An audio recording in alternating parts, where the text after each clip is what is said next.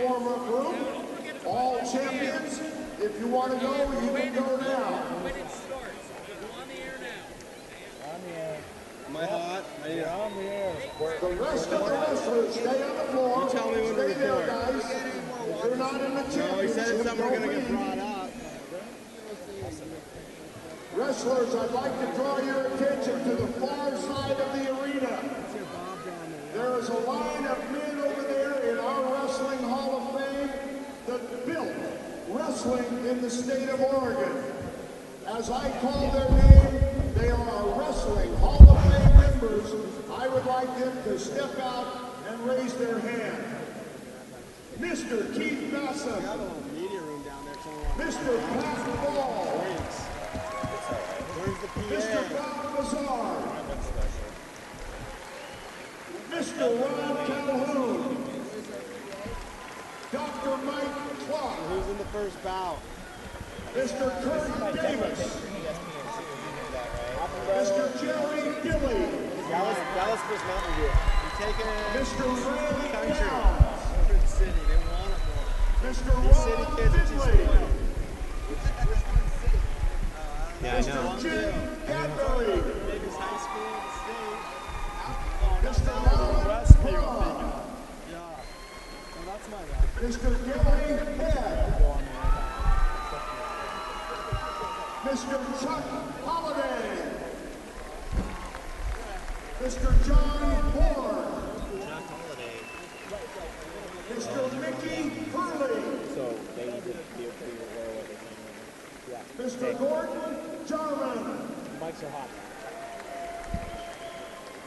Ladies and gentlemen, Mrs. Ginger Lyle,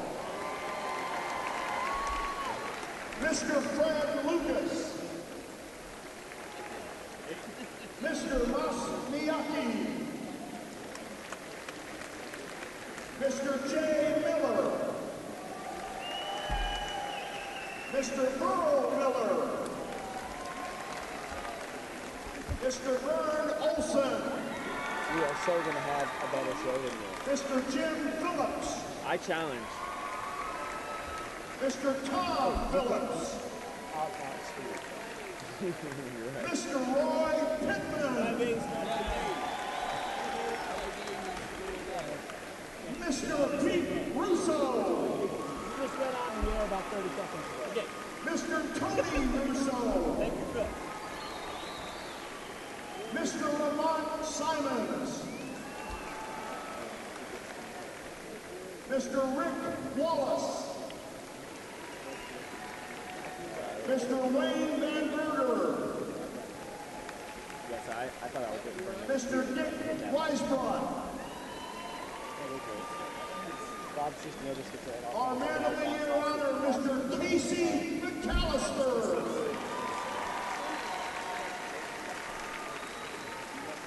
And ladies and gentlemen, our inductees for the 2012 year, they will receive their awards on April 7th at the Hall of Fame banquet. Welcome, please, Mr. Gary Bowden, It's on. It says it's streaming. Mr. Steve Woods, Mr. Buck Davis, Mr. John Zerba, 5A. and our man of the year, Mr. Joe McFarland. Ladies and gentlemen, again, a nice round of applause for your Oregon Wrestling Hall of Fame members.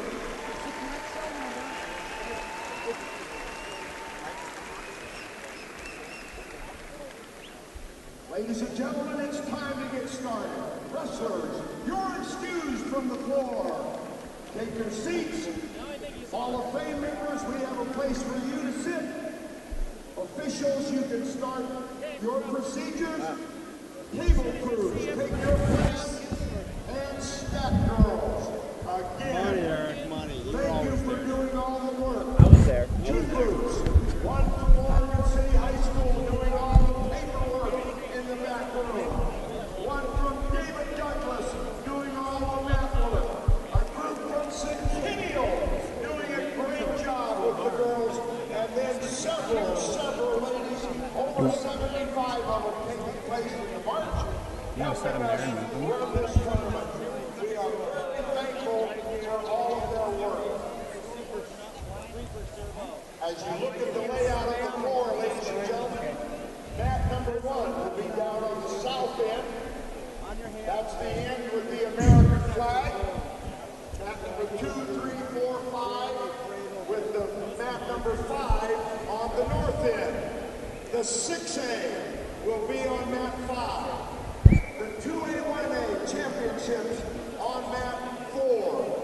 The 3A on mat 3. 4A on mat 2.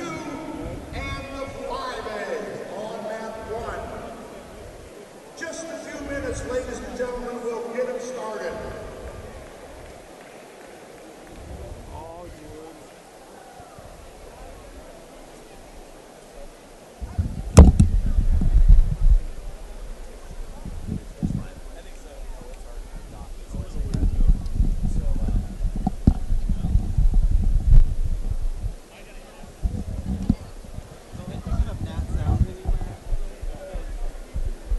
Table crews, we need you to take your place, please.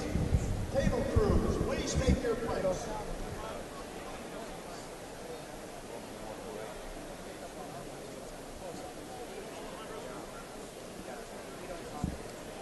On another mat. Who's this guy with the pageantry and the stash down here on our mat? In the white suit with the white shoes. I'm not sure. I don't know. They've been walking him around with this like.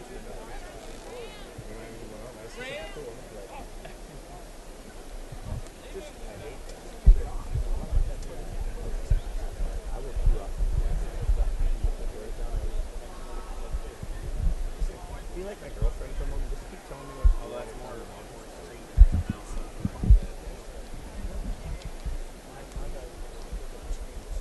Well, I'm excited. Yeah, I'd rather.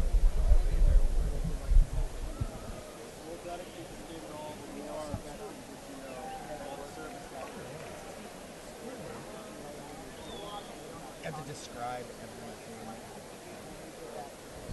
Right. I got all this. Yep.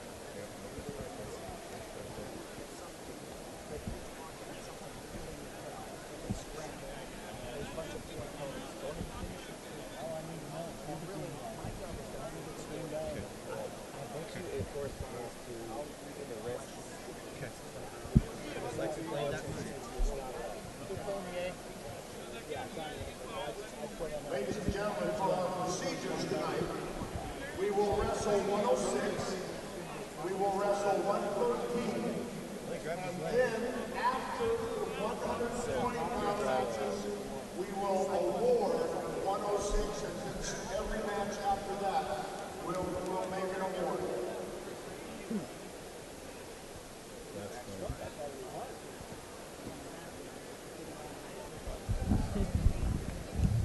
Yeah, because the guy with the camera. Well, Dallas has done the Hermanson. I mean, not quite the same way, but Dallas has done the Hermanson on Hermanson against Prayer in 2008. Because Hermanson for Prayer was on the way to a 4-peat. And then Hermanson beats her for 4 kids in the final. What? One of the greatest final I've ever been around. There's never been a final like that ever.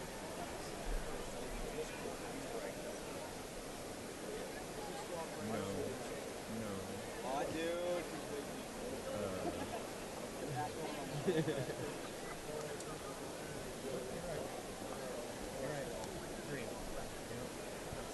Took me a minute. I had to rattle back because I think he won it his freshman year and he didn't. Who's that? Well, but right now he's no. There's a bunch of eventual 4-timers that are coming out. I mean, not just on our mat either. I mean, Griffin. There's a bunch of kids.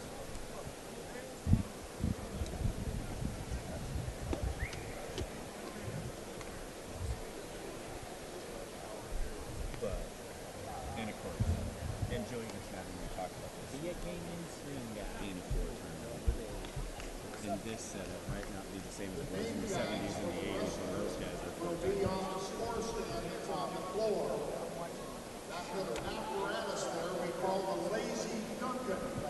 designed by Watch them do their Mr. dance. Duncan out of David Douglas High School, a long-time wrestling coach in the state of Oregon.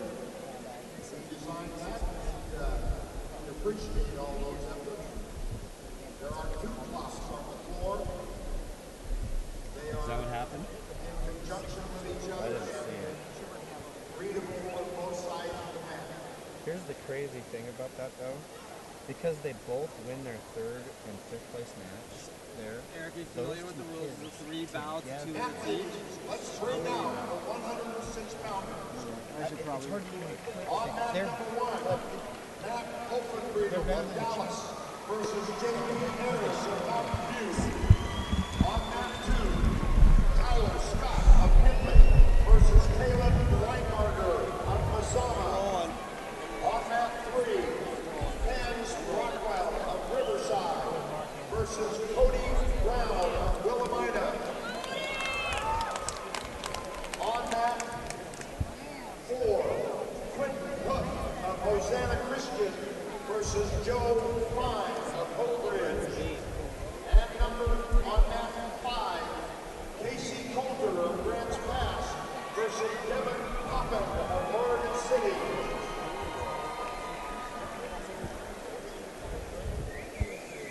Good evening and welcome to Veterans Memorial Coliseum in Portland, Oregon. This is the final round of the OSAA U.S. Bank Les Schwab Tires Class 5A Wrestling Championships.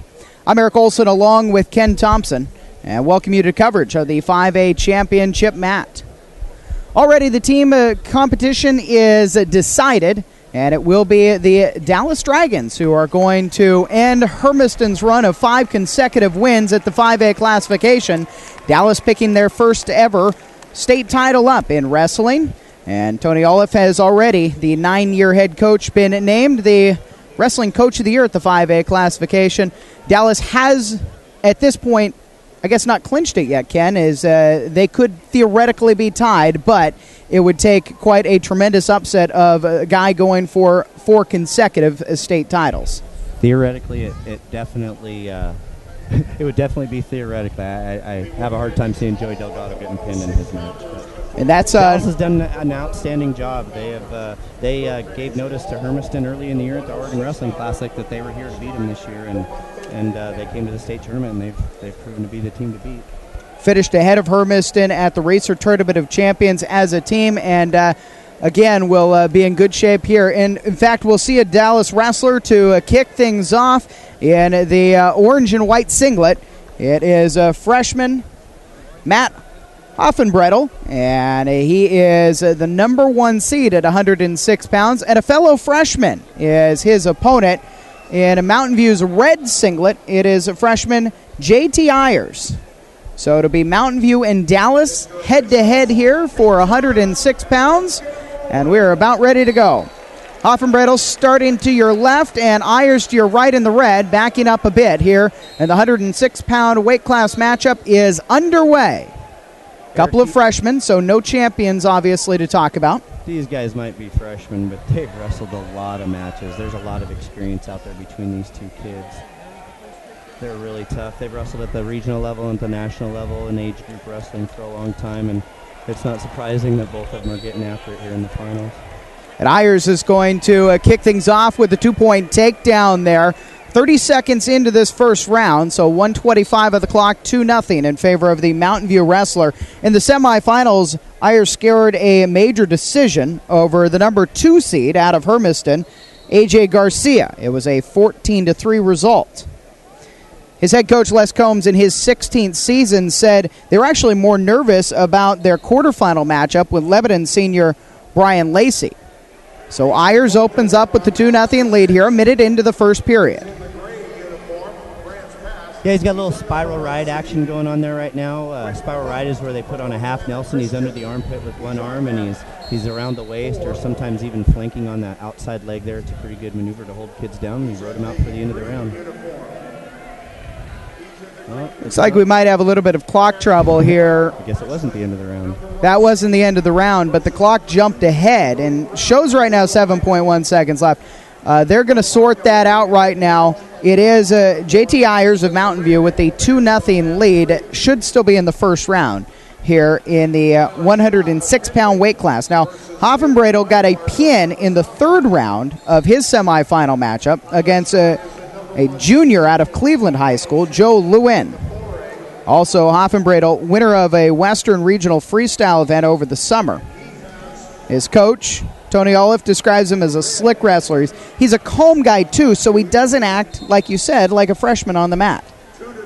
No, in fact, I would almost bet that these guys even take on leadership roles in their team in the workout area, you know, as far as just being able to show other kids how to work out hard because they've been doing it for so long. So they're going to say 7 seconds left here in the first round, and Ayers has the 2-0 lead. And they'll restart. Ayers will ride Hoffenbradel to the buzzer here, and that'll bring us to the end of round one.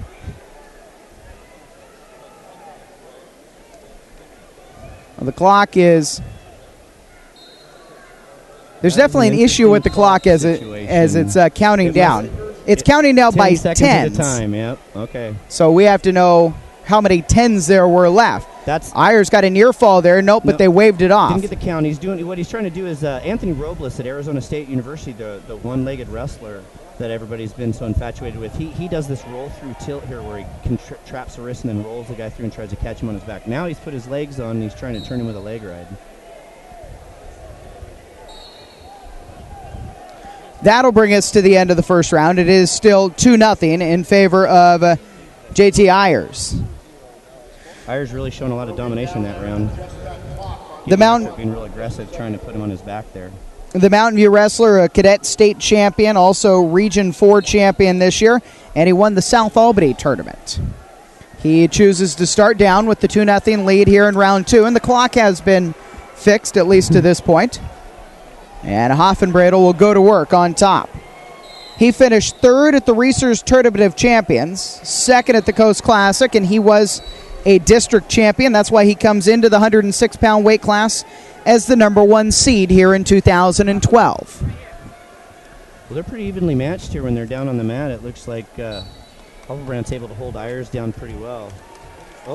Going to score a possible near fall here. Doesn't hold him at the 45 position long enough, though, the referee says. Minute and 15 left here in the second period, and a 2-0 lead for Ayers of Mountain View. Opening match of the 5A state championships here.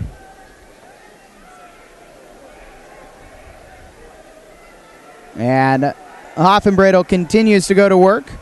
He's got a little arm bar situation there. He's through. He's got that arm controlled there, the near arm controlled, and he's trying to control the far arm and drive him and pin that shoulder in the mat so that he can turn him over. He's gotten close a couple of times to the near fall. He just hasn't been able to secure it. Yeah. He's got a lot of pressure on him, and he almost gets him, and then just about the time he has him held there, Ayers fights through and doesn't get held there long enough for the points to score. Must be the last 30, I guess, that are rolling off on the clock. Is that what that is? Oh. Back in a tilt position here. He's going to step over him. Now he's got him. I think those are just consecutive one counts. No. Referee says no count. Oh, I think he's got it now. Hoffenbradel has it locked in. Ayers trying to fight his way free. Ayers had the 2-0 lead, but there's a count on, and there's a pin. No, it was the end of the round. It was the end of the round, okay. It's tough with the clock issue we've got here. They're going to try to turn the clock off and restart it. So it was a near fall and a three-point near fall. So now Hoffenbradel jumps into the lead. And then 3-point near fall happens because he held him at a 45-degree angle or less to the mat for 5 seconds. If he holds him for 2 seconds, then it's a 2-point. Between 2 and 4 seconds, it's a 2-point near fall. Hoffenbradel up 3-2 here as we go into the third round, as he has the decision and elects to start in the neutral position. That will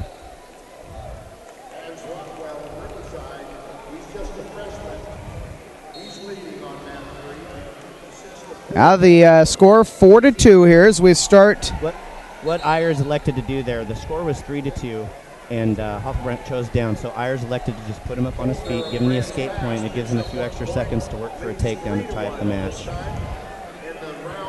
Probably so like he couldn't turn him to his back and feels like the easiest way to score him is with a takedown. Ayers in the red singlet of Mountain View High School, looking to score 2 points here. They're out to the side, and so they'll come racing back to the middle. 30 seconds here into the third period. And Matt Hoffenbradel, the freshman from Dallas, in the orange and white singlet with the 4-2 lead. Oh. And he's got the leg. That's a good position there. He's going to attack him on the edge of the mat. Lester McFall, the referee, gives him 2 points takedown on the edge. 2-point takedown makes it a 6-2 advantage for Hoffenbradel of Dallas.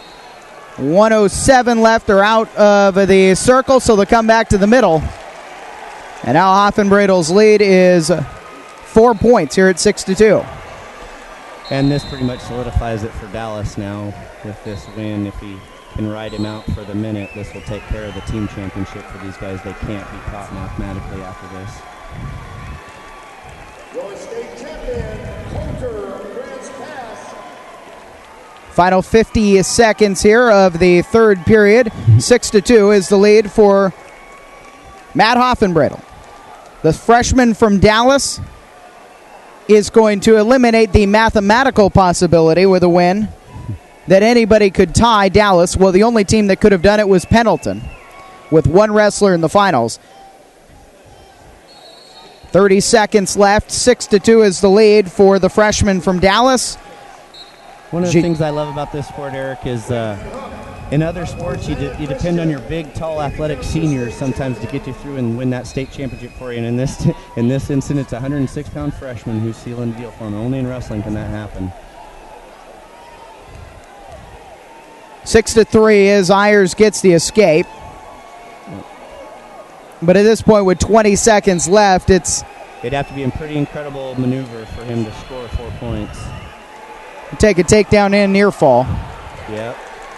And Hoffenbrand's just going to get in on the single and probably kind of hang on. Or maybe he's going to finish it with a takedown. 7 seconds left. Yep. Hoffenbradel scores one more takedown, and he'll take an 8-4 win at the 106-pound classification. Matt Hoffenbradel, the freshman from Dallas, is the champion in 2012.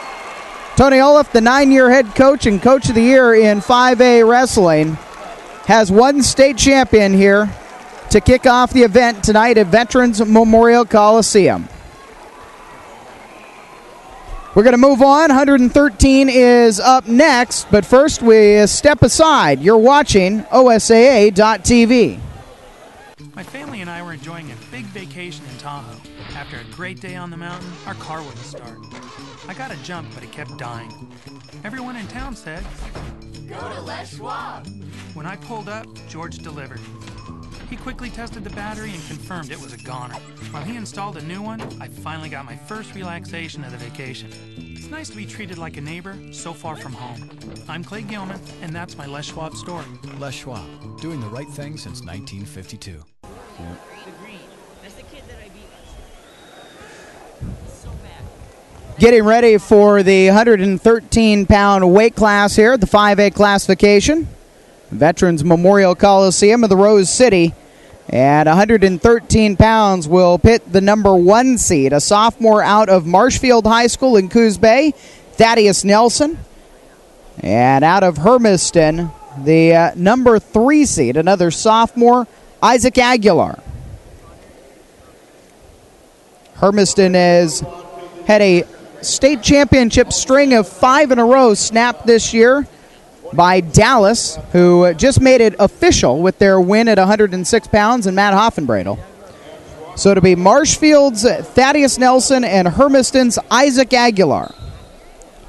Both of these guys have had a pretty easy trip through their bracket, getting to the finals. Kind of shown to be the class of the weight here.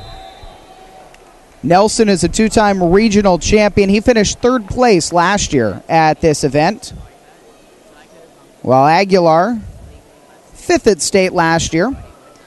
He was the champion at the Raleigh Lane Invitational of his weight class, finished second at the Reese's Tournament of Champions, second at the Best of the West. He's a two-time district champion, and he's twice won the Oregon City Tournament. Aguilar is in the yellow singlet, Nelson in the black singlet. Couple of sophomores here battling at 113 pounds.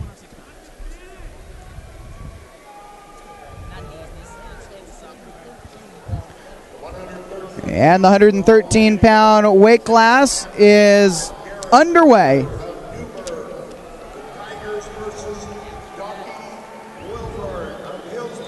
Oh, we're still waiting.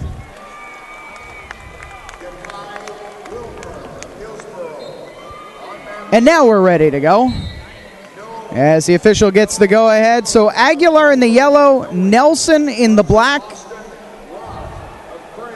with the skull and crossbones on the back for the Marshfield Pirates. Chris Nelson is the head coach at Marshfield in his fourth season. Kurt Berger, 21 years at Hermiston High School as the head wrestling coach. He'll retire after this season. Although Coach Berger not on the bench for this wrestling match. He's got 4 wrestlers in the finals. And Coach Berger standing behind the barrier there and having his assistant coaches sit in the chair is not an unusual thing for them to do.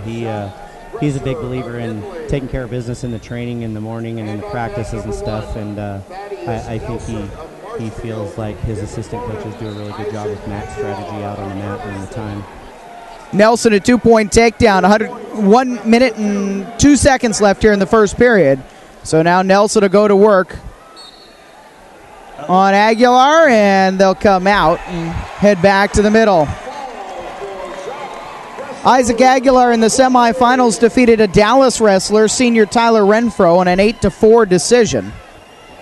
And his head coach, Kurt Berger, says Isaac needs to get into some scoring positions here in this match, and it could come down to the scrambles, and they're both really good at that.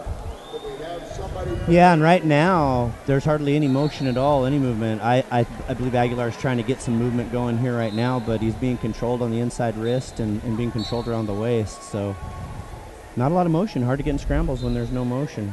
25 seconds left here in the first period, and Thaddeus Nelson has the 2-0 lead on Isaac Aguilar. Nelson in his semifinal, a major decision over West Albany freshman Dustin Schneider. 14-3 was the result. His head coach, Chris Davis, says Nelson is at the top of his game right now, and especially when he's on his feet, that's where they think he's his best. He's only had 2 losses this year. Well, right there, he showed pretty good domination in the top position also. Isaac is a really good wrestler from the bottom and just never really had any opportunity to score there.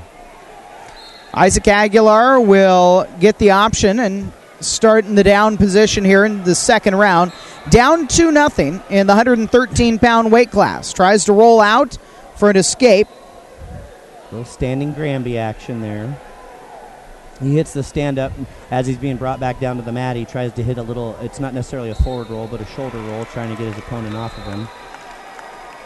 Right now, Nelson has a deep arm bar on the far side. It would be hard to turn him with that, but he's definitely controlling him with it. As we hit the 30 seconds gone here in the second period, 2-0 still for Nelson as he continues to control Aguilar. These two have wrestled a couple of times. This year at the Oregon Classic, it was Nelson with the victory. Also, last year in the state tournament. And Nelson. Yep. That was a quick near fall there. He did get it. The referee got 2 count, so that's a 2-point near fall. So he takes a 4-0 lead here halfway through the second period. 60 seconds left in this period. And that was kind of a situation where Isaac tried to create a little movement there and got in a little bit of a bad position, and Nelson just held him for a moment. Couple of sophomores here, and now a stalling warning has been issued for Nelson, who has the lead at 4-0. Aguilar again trying to get a quick start. Nelson's able to keep the control on him. Again, Nelson's using a little bit of a spiral ride action there. He's around the waist and he's under the armpit on the near side, trying to force a half Nelson on. Isaac keeps trying to hit a tripod stand-up, getting all his weight on his hands. Oh, he's in a little danger there. Nelson, the bear hug of Aguilar from behind. They'll come out off the mat and come back to the center with 16 seconds left in the second period. And Thaddeus Nelson, the sophomore from Marshfield High School, with a 4-zip lead here in round 2 over the Hermiston sophomore Isaac Aguilar. As we said, Nelson the 1 seed, Aguilar the 3 seed here at 113 pounds. Nelson is really just dominating him in this top position, switching sides back and forth and just keeping all the pressure on his hands. Isaac can hardly even move. So after 2 periods, 4-0 for Thaddeus Nelson. He'll have the decision and elects to start in a neutral position here for the final period. Aguilar is going to have to score and score quickly here against Nelson. He needs a big move. He needs some sort of takedown and some sort of near fall to make it easy. If he has to take him down and let him go and take him down, it's going to take a few times to tie the score. 106-pounders. Aguilar in the yellow, Nelson in the black, and it's Thaddeus Nelson up 4-0. A minute and 30 seconds left here in the third period. The 113-pound weight class. Basically, he's just dominating the tie and being aggressive enough and attacking just enough without getting out of position that the referee won't call him for stalling. Aguilar's really got to open up here in the last minute and try to get something going. A little bit more than a minute left. He's in on the single leg. 4-0 score. He's got to try to come up with that there. He's trying to scoop it up. Stand up. Just not enough room on the mat for him. 49 seconds left here in the third period. 4-0 for Thaddeus Nelson. At this point, you got to figure it's the state championship. Isaac Aguilar's got to throw a little bit of caution to the wind. Yeah, losing 4-0 or 6-0 or anything like that doesn't really matter in the state finals. So he's probably going to take a couple risks here that he wouldn't normally take in a regular match. 35 seconds left. Nelson again continuing to control Aguilar, but has not actually got to the control where he got a 2-point takedown, and they'll call a stalemate. So back to the middle here with 27 seconds left in the third period. And Marshfield fans counting down the seconds till Thaddeus Nelson is the 113-pound state champion. Just 15 seconds left. Time is running short for Aguilar. Well, this was an outstanding performance by him. Aguilar is a very tough wrestler, and he dominated him pretty much this whole match. Very good job by him riding on top and holding him down. Sophomore Thaddeus Nelson, champion at 113 pounds here in 2012 in the 5A classification. 4-0. The decision goes his way, and he beats Aguilar for the third time in their careers. Like you said, Nelson really controlled this one throughout. Yep, sometimes that's one of those situations where the score may only be 4-0, but it was a really big 4. A really big 4, and Thaddeus Nelson, a really big championship for him and Marshfield High School. We'll come back, 120 pounds on the way. You're watching OSAA.TV. If you've stopped saving, let us help you start. Savings today and rewards tomorrow from U.S. Bank. Save a little every week with every purchase, every paycheck. Watch your savings grow. When you reach $1,000, you'll earn a $50 rewards Visa card. Earn another $50 when you keep it for a year. Save for a wedding day, a family, or your house. Just start. All of us serving you.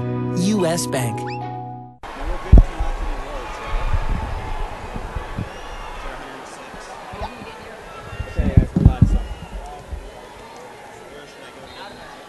This usher down here. That's those ushers right there. It's all your front. Because basically, I didn't have, when that started, I didn't really know. I had them programmed in, but I just didn't know exactly who was on the left and who was on the right. I couldn't hear a word you were saying, so but we're fine. I guess the second thing, you could sit on a suitcase. I don't know. It's Nice job, Eric.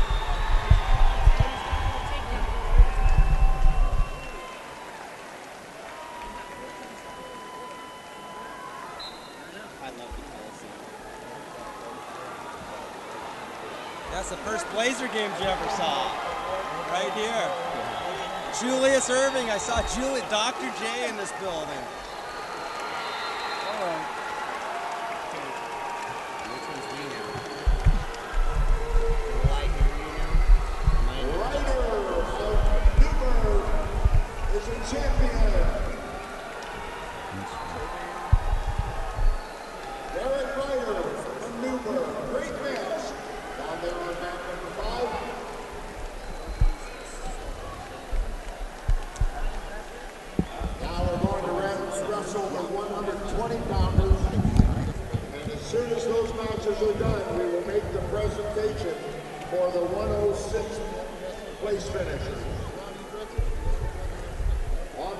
#1 in the 5A division, Isaac Tobin.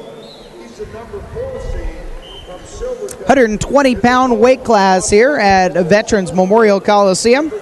Eric Olson and Ken Thompson as we continue our coverage, and it is Isaac Tobin taking on Austin Wallace Lister. Wallace Lister, a sophomore from Wilson High School, while Tobin is a junior from Silverton High School. Wallace Lister is the 2 seed, and he's got a 2-point takedown here, 25 seconds into the match, and Silverton's Tobin is the 4th seed. Scored with a really nice single leg shot, got it up, and then it's called different maneuvers in different places, but it's a dump or run the pipe, but he pulled the leg back and dumped him down and got a sweet takedown there. The Wilson Wrestlers head coach is Kent Dorsey, while Silverton's head coach is Dean Dreher in his 2nd year. Wallace Lister controlling Tobin will fling him back down to the mat with the 2-0 lead here in the first round. Minute 20 left in the period. The 120-pound weight class. Tobin just puts too much pressure on him, works to his feet, and gets an escape. And the escape makes it 2-1, 1:05 left here in the first period. In the semifinals, Austin Wallace Lister in the green singlet got a major decision, 16-3 over the number 3 seed, Aaron Lorenz, a senior from Eagle Point who wrestled for a state championship a year ago. 45 seconds left here in the first period, and it's a 2-1 advantage right now for Austin Wallace Lister. Isaac Tobin in his semifinal got a 9-3 decision over the number 1 seed, Gabe Garcia, a senior from Liberty. So the 2 wrestlers here in the finals, underclassmen who upset seniors and sent them into the consolation bracket in their final year as high school wrestlers. 20 seconds left here in the first period. 2-1 the lead for Tobin. Check that for Wallace Lister in the green singlet. I'm pretty sure there was a lot of people that coming into the tournament were thinking that Lorenz was going to be one of the guys to beat, being the defending state champion from last year, but Lister took it to him in the semis this morning and never gave him a break. It was pretty amazing watching him beat him up. 2-1 after 1 period. Just in a situation where now he's just controlling the situation on the feet. I believe that was Tobin that chose both up.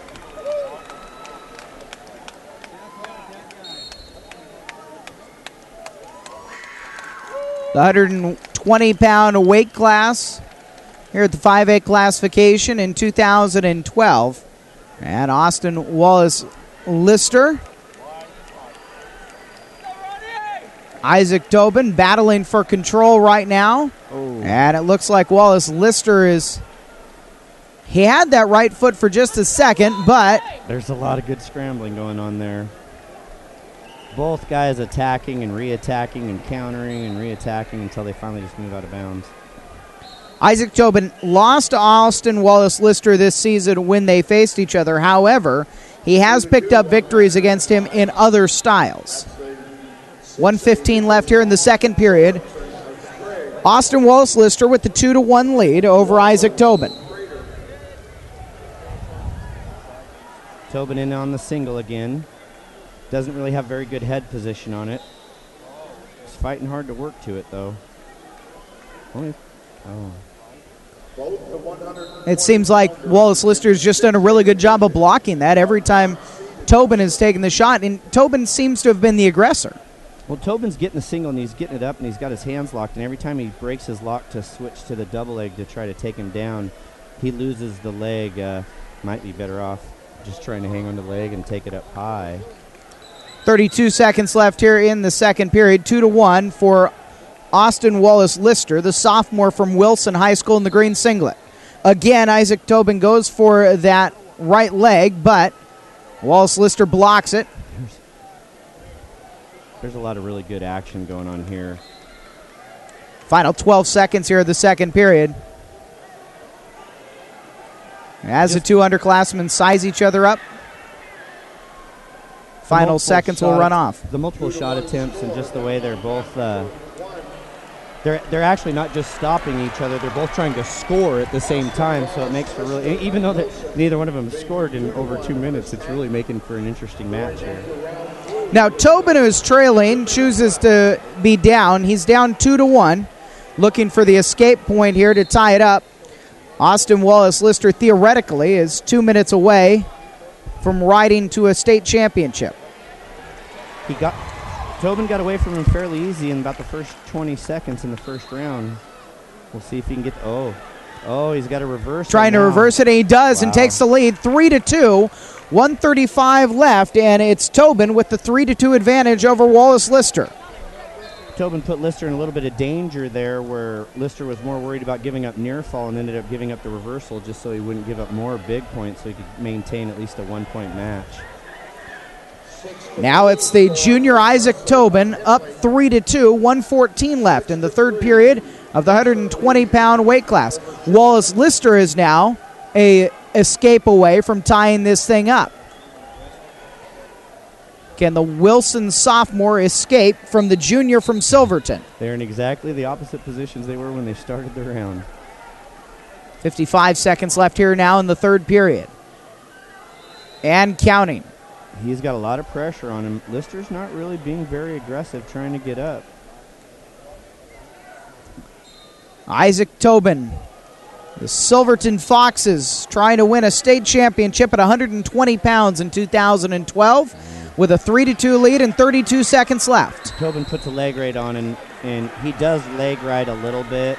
Not a lot, but a little bit, and he is pretty good with that. But he's putting himself in a really bad spot now, but he works his way out.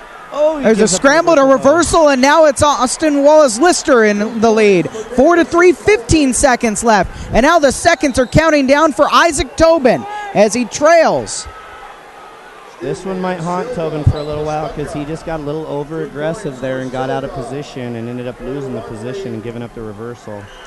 And that reversal wins the championship for Austin Wallace Lister, the sophomore of Wilson High School, takes the title. Isaac Tobin and Austin Wallace Lister, boy, the action was back and forth the whole match. It really was. I mean, that's probably the most scrambling we had out of any of the matches that we've had so far tonight. A lot of attacking on both guys' parts, a lot of really good counter-attacking, trying to score. Lots of possibilities for a ton of points to go up, but in the end it was just a 4-3 score. Well, it's sophomore Austin Wallace Lister of Wilson High School picks up the 120-pound weight classification championship. 126 coming up on OSAA.tv. We were driving from Portland to California for a bike race when a tire went flat. We limped into Les Schwab, but it was closed for the night. Hoping for some good Les Schwab mojo, we began changing it ourselves. Just then, John appeared and reopened the store. He quickly assessed that all the tires were about to go and got us a new set so we could make the race. Super John deserves a medal for rescuing our road trip. I'm Kim Brown, and that's my Les Schwab story. Les Schwab, doing the right thing since 1952.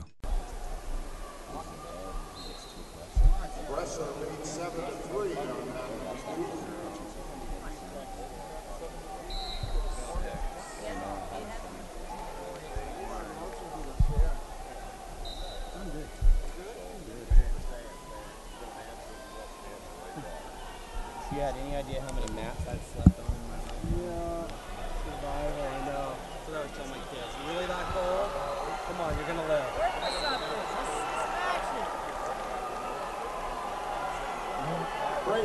nurses and earballs. Morgan Walters of Crater. And he gets a foul. Morgan Walters of Crater picks up a fall. 120-pounders in the championship match. Wrestler still leading 7-3.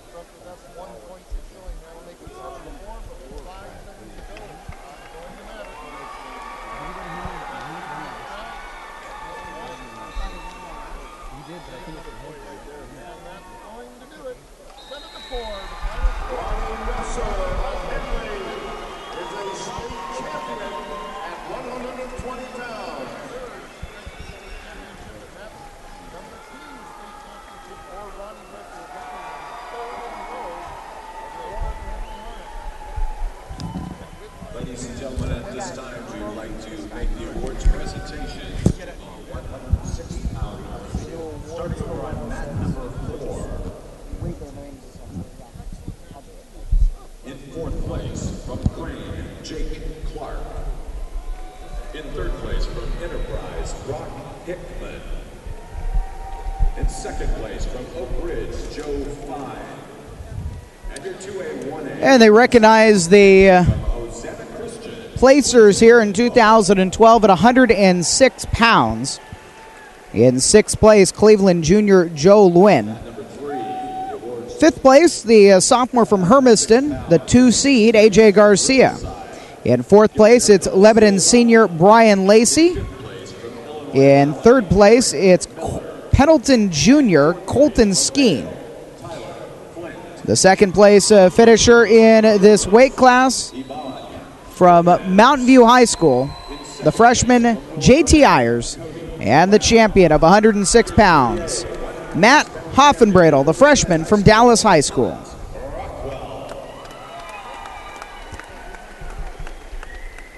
Mat number 2, your 4A placers. In 6th place from Newport, Josh Connor. In 5th place from Freehold, Justin Nicholson. 4th place from Ontario, Francisco Barrera. In 3rd place from Park County, Trayton Leibold.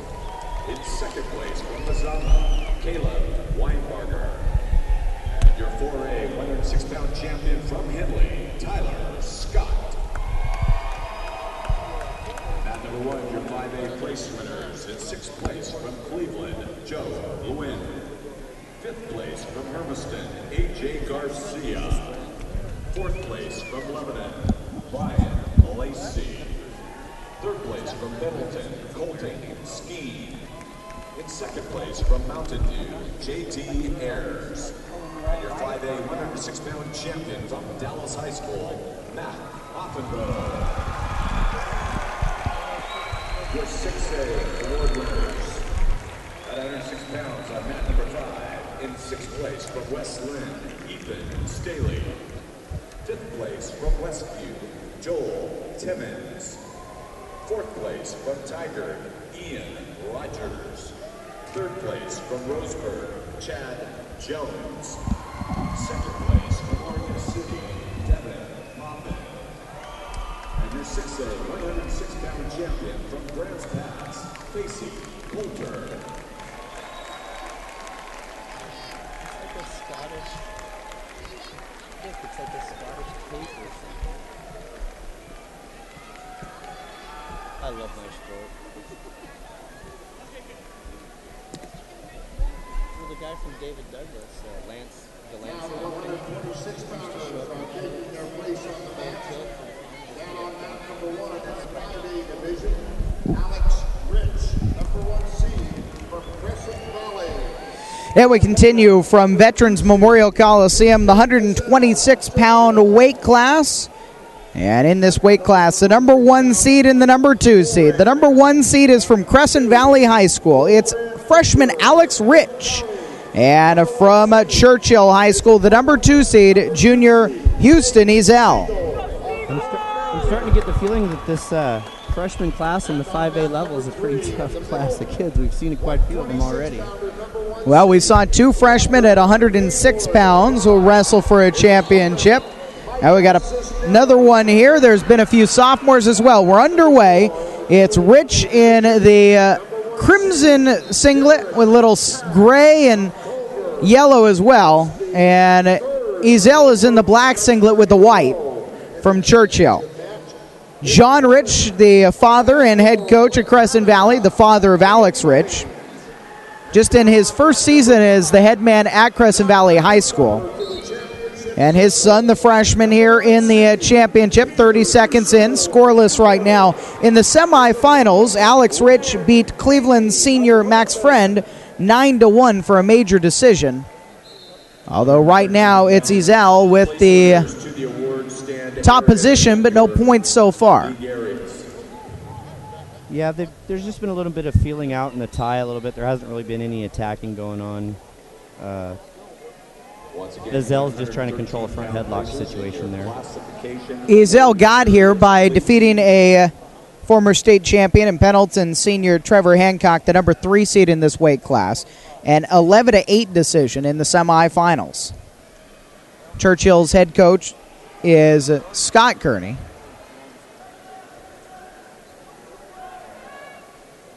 And he's not on the mat right now, but his brother Chuck Kearney's out on the mat. Former head coach at the University of Oregon when they still had a wrestling program.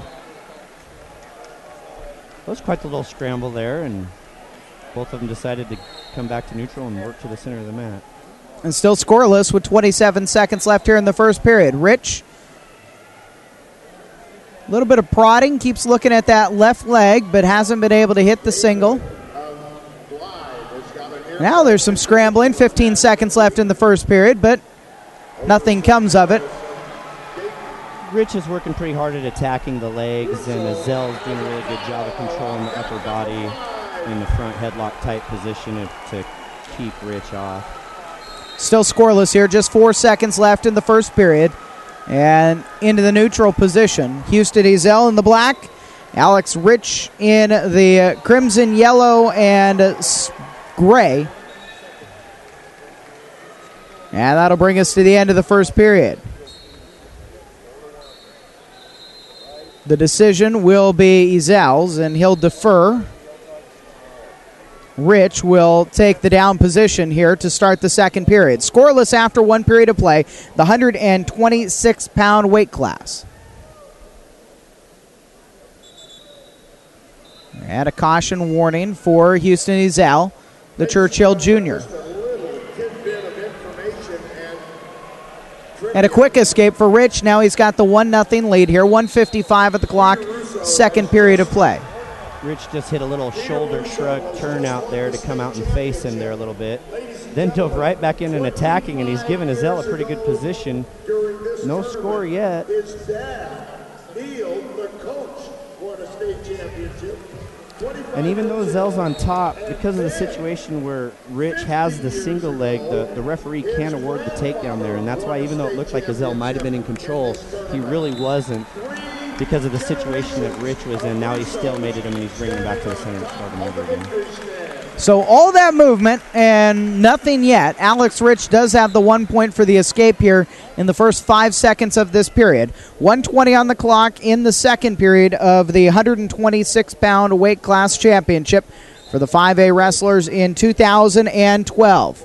Crescent Valley's Alex Rich, his head coach and father John, has said he's done really well for a freshman, quite obviously. 41-1 this year. His only loss to Sheridan's Dustin Acuff, who wrestled in the 3A 120-pound final. Their practice partners on Orange Crush. That's their club program. And they've been together, working together for a long time. In fact, they actually got to spend a week at the Olympic training facility, both Rich and the wrestler from Sheridan, last summer. What an experience that must have been. Anytime young kids can go back there to the Olympic Training Center, that's just got to be a great thing for them. Both kids here, Azell really took a huge risk attacking the legs here a few seconds ago and was stopped, and then Rich counterattacked and got right back in on his legs. Both of them are very, very good at defending the leg attacks, and so that's why we have a 1-0 match. 23 seconds left here in the second period. And I think at this point we can fairly say this is a very incredibly even match here for the final, and really with the 1 and the 2 seed, Rich being the 1 and Azell being the 2, the bracket played out the way you would expect it to. So final seconds come off the clock here, and after 2 periods, it is 1-0 for Alex Rich. Houston Azell has the decision, down by 1. The OSAA used a little bit different seeding criteria this year, and all they did was they just seeded the regional winners at each weight, and they only used criteria that were head-to-head matches or common opponents. So if you were a returning state place winner or a returning state champion, it doesn't matter now in this state tournament, and that's the first time in probably 30 years that that's been the case. And because such, it caused a lot of people to kind of roll their eyes, especially we'll see later at 170 pounds, Zach Brunson is the number 2 seed at the weight, and in all Also from Churchill, a teammate of Azell's. And he's probably, maybe with the exception of maybe a couple other kids, he might be the best wrestler in the gym, period, no matter what weight class. 1 minute and 20 seconds left here in the third period. It's still Rich no longer. I really thought that was an interesting choice to not go down and to put himself in a position where he really has to score the takedown, but oh, wow. He's going to think about it. That was pretty close. Well, wow. Assistant coach Chuck Kearney wanted it. Wow. Got up off his seat, but they're going to stay in the neutral position here. 1:03 left in the third period. 1-0 is the score. Azell must know something in prior matches with Rich that he must struggle getting away, or maybe it's just one of his weaker points, and he decided that he was just going to go on his feet. He's attacking right now, and he's got him in trouble.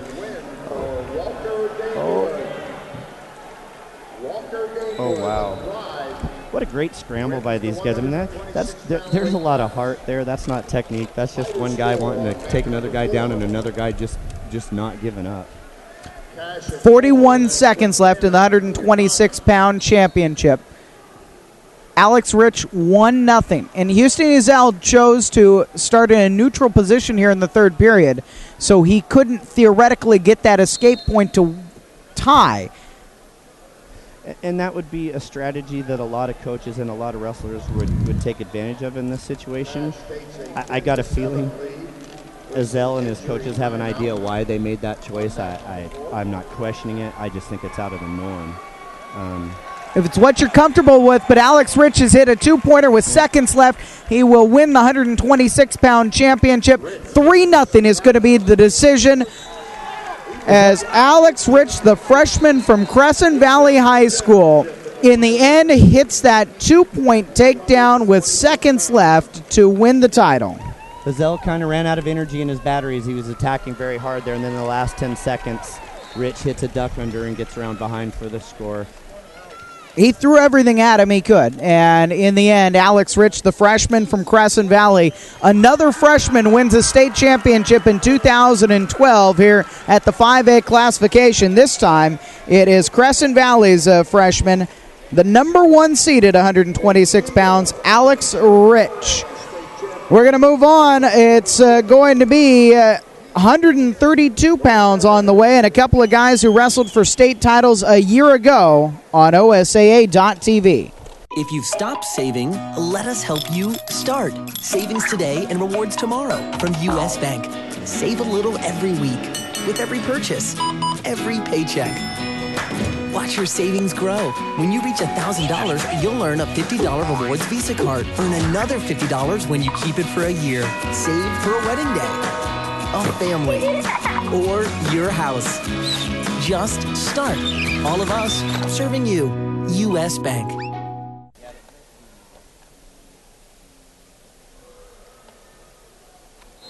Takedown for Cash. Jared Cash. 12 to go.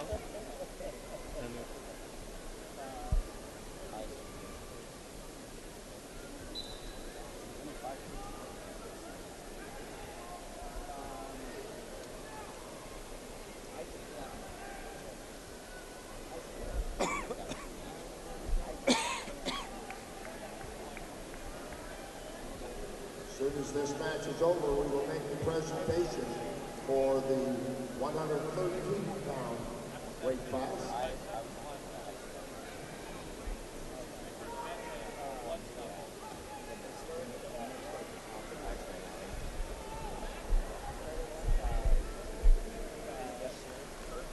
2 points for Cash. Yeah.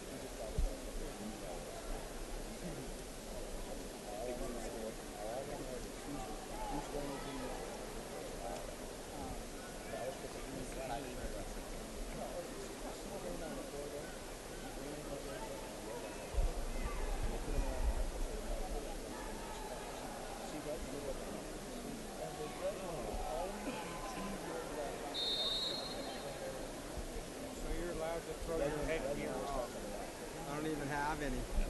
Oh, and you're wrestling. Oh, yeah.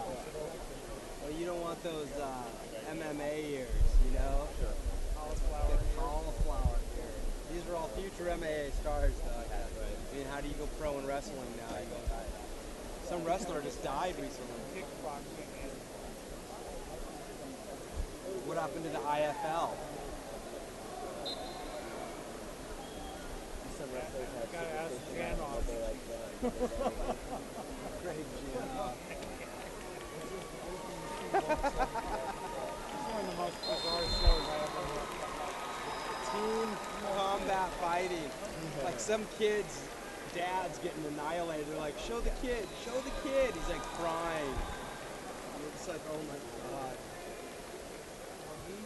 Ladies and gentlemen, draw your attention to the 113-pound place winners. At mat number 3, for the 3A, in 6th place from Davie, Adan Gutierrez. In 5th place from Riverside, Elijah Conley. 4th place from Glide, Devin Freeman.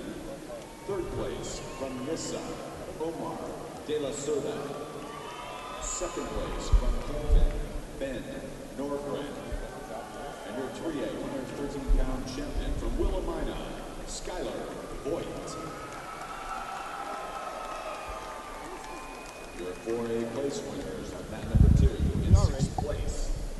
From LeGrand, Seth Davini. In 5th place from LeGrand. And award winners at 113 pounds here at the Veterans Memorial Coliseum in 2012. As we continue with the 2012 championships. In the team competition, Dallas the champions after a win by Matt Hoffenbradel at 106 pounds. Dallas clinches it. Pendleton is going to finish in 2nd place. Hermiston, the champions for the last 5 years, are in 3rd place right now, but in a tight competition for 3rd and 4th with Churchill. Now they recognize the placeholders, and the 6th place holder from West Albany, freshman Dustin Schneider. 5th place, sophomore from Lebanon, Charlie Vendetta. The 4th place award winner from Eagle Point, junior Orlando De La Cruz. In 3rd place, Dallas senior Tyler Renfro, the number 2 seed. And then the 2nd place finisher, Isaac Aguilar, the sophomore from Hermiston, the 3 seed. And the number 1 seed, Marshfield sophomore Thaddeus Nelson, is awarded with the championship medal here in 2012. Your award winners at the 113-pound weight class here at Veterans Memorial Coliseum. We're minutes away from the 132-pound weight class.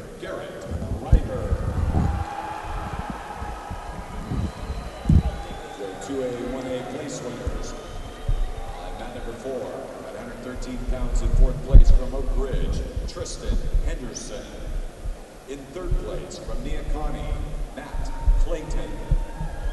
In 2nd place from Crane, Austin Roth. And your 2A1A 113-pound champion from Culver High School, Noah Gonzalez.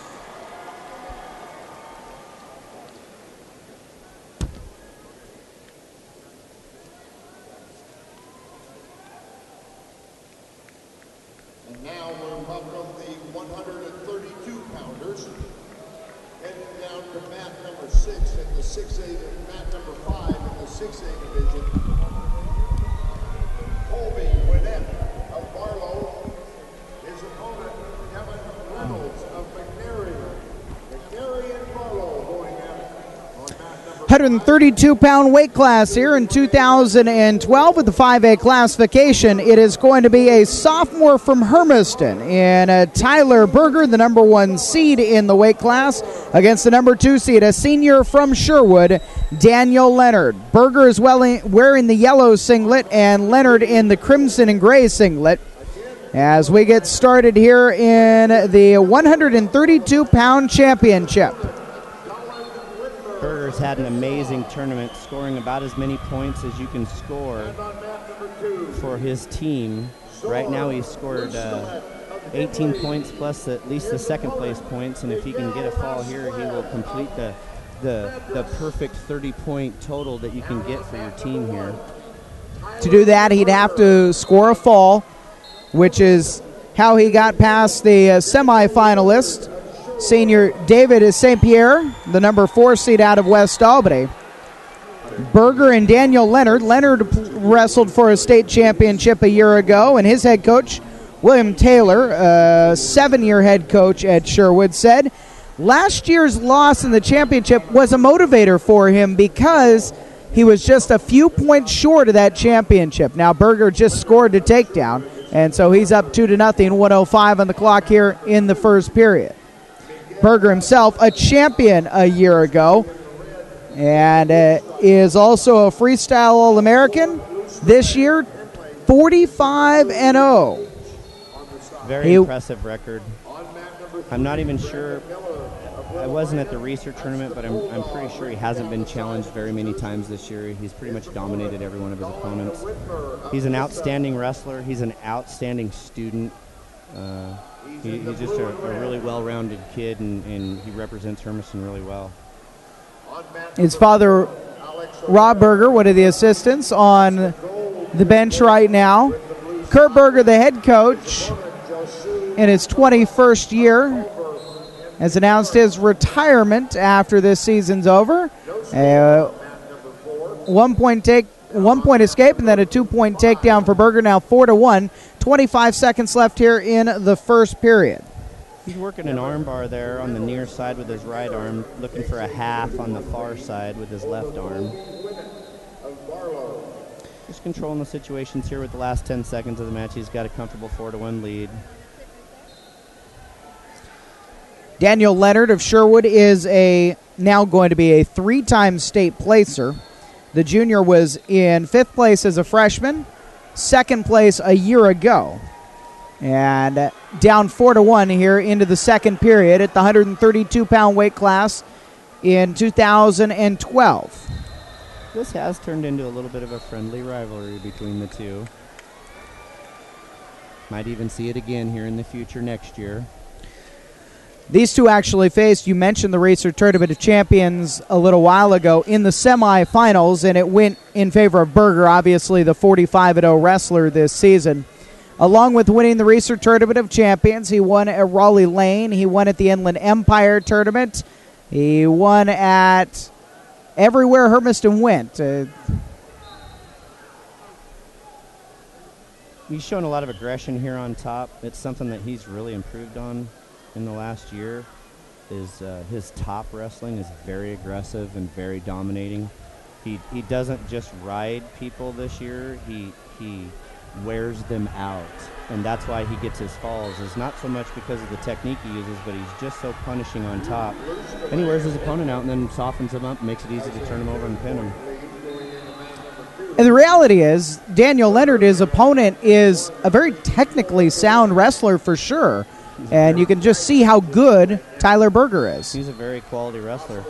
And you can tell that by the fact that it's only a 4-1 score right now. I mean, he's doing things correctly enough that it limits what Tyler can do, and Tyler's basically limited to just the 2 takedowns right now. A little bit of blood here for Daniel Leonard from Sherwood. And so we've got a short stoppage. It is 4-1 in favor of Tyler Berger, a defending champion. Now, this is a different weight class. In fact, there's been some shuffling to the weight classes this year in Oregon. Yes, there has been. And it's always interesting when we change weight classes. And it took me about a month to even catch up and know what was going on and who was where. Because when we change the weight classes and they're so different, now it gives kids different opportunities to move weight classes. And you might end up getting matchups that you wouldn't have gotten before with the old weights. 45 seconds left here in the second period. Tyler Berger in the yellow singlet, who has the control right now, and a 4-1 lead over Daniel Leonard. Leonard, a senior from Sherwood. And so I misspoke earlier. I said 5th as a freshman, 5th as a sophomore, 2nd as a junior. And unless he's able to turn the tables on Hermiston's sophomore, a stalling warning has been given to Leonard. I was going to say, unless he's able to turn the tables, it'll be a second-place finish 2 years in a row. But we're not there yet. 26 seconds left in the second period. Berger's lead is a 4-1. Now a caution's been issued for Leonard jumping a little early. That was an interesting stalling call. And I would never question an official, but I think in the rule book, when you're being dominated like that on top, it's hard to call a guy for stalling on the bottom when you're doing everything you can to get away. You're just being crushed and being held down. Tyler Berger has an official in his corner, and his father. Official of the year. Former official of the year a few years back. In fact, probably Rob knows every guy in the gray and black here. Just about. Oh, no, he knows all of them. They know him too. 2 periods left. 2 periods gone. 1 period left. 4-1 for Tyler Berger. We'll start down here in the third period, but not for long.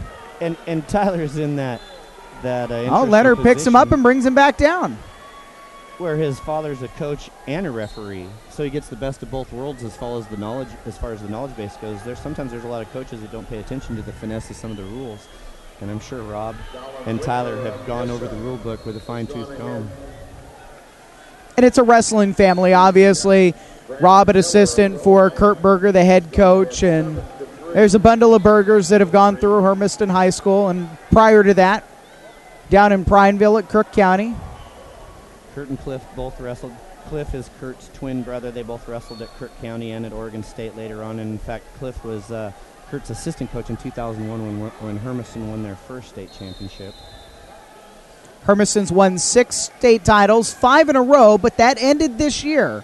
They brought 10 wrestlers here to the state championships. They won the regional tournament. However, Pendleton brought 14 wrestlers.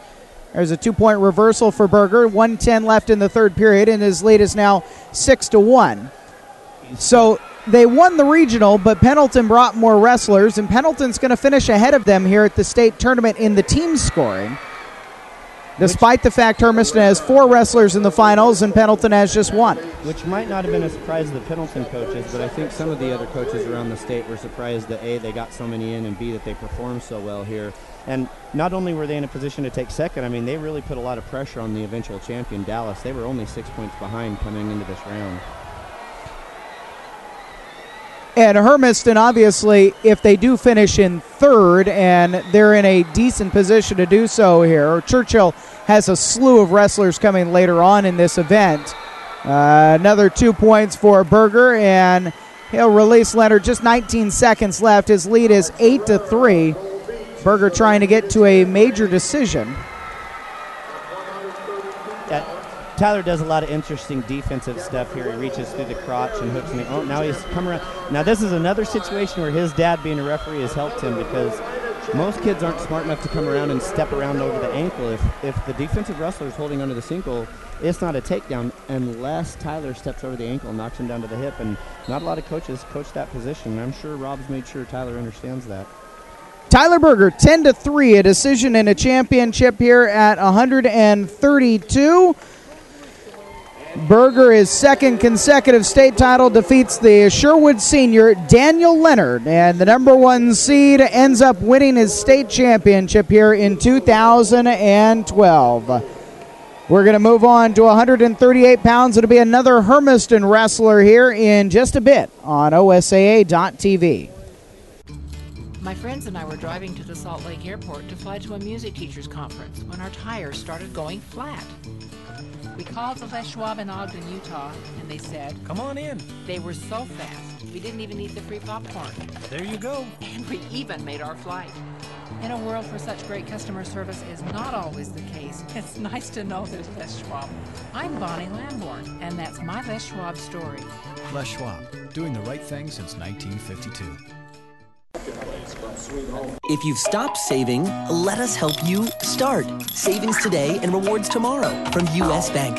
Save a little every week with every purchase, every paycheck. Watch your savings grow. When you reach $1,000, you'll earn a $50 rewards Visa card. Earn another $50 when you keep it for a year. Save for a wedding day, a family, or your house. Just start. All of us serving you. U.S. Bank. In 3rd place from Liberty, Gabe Garcia. In 2nd place from Silverton, Isaac Tobin. And your 5A 120-pound champion from Wilson High School, Austin Wallace-Lister.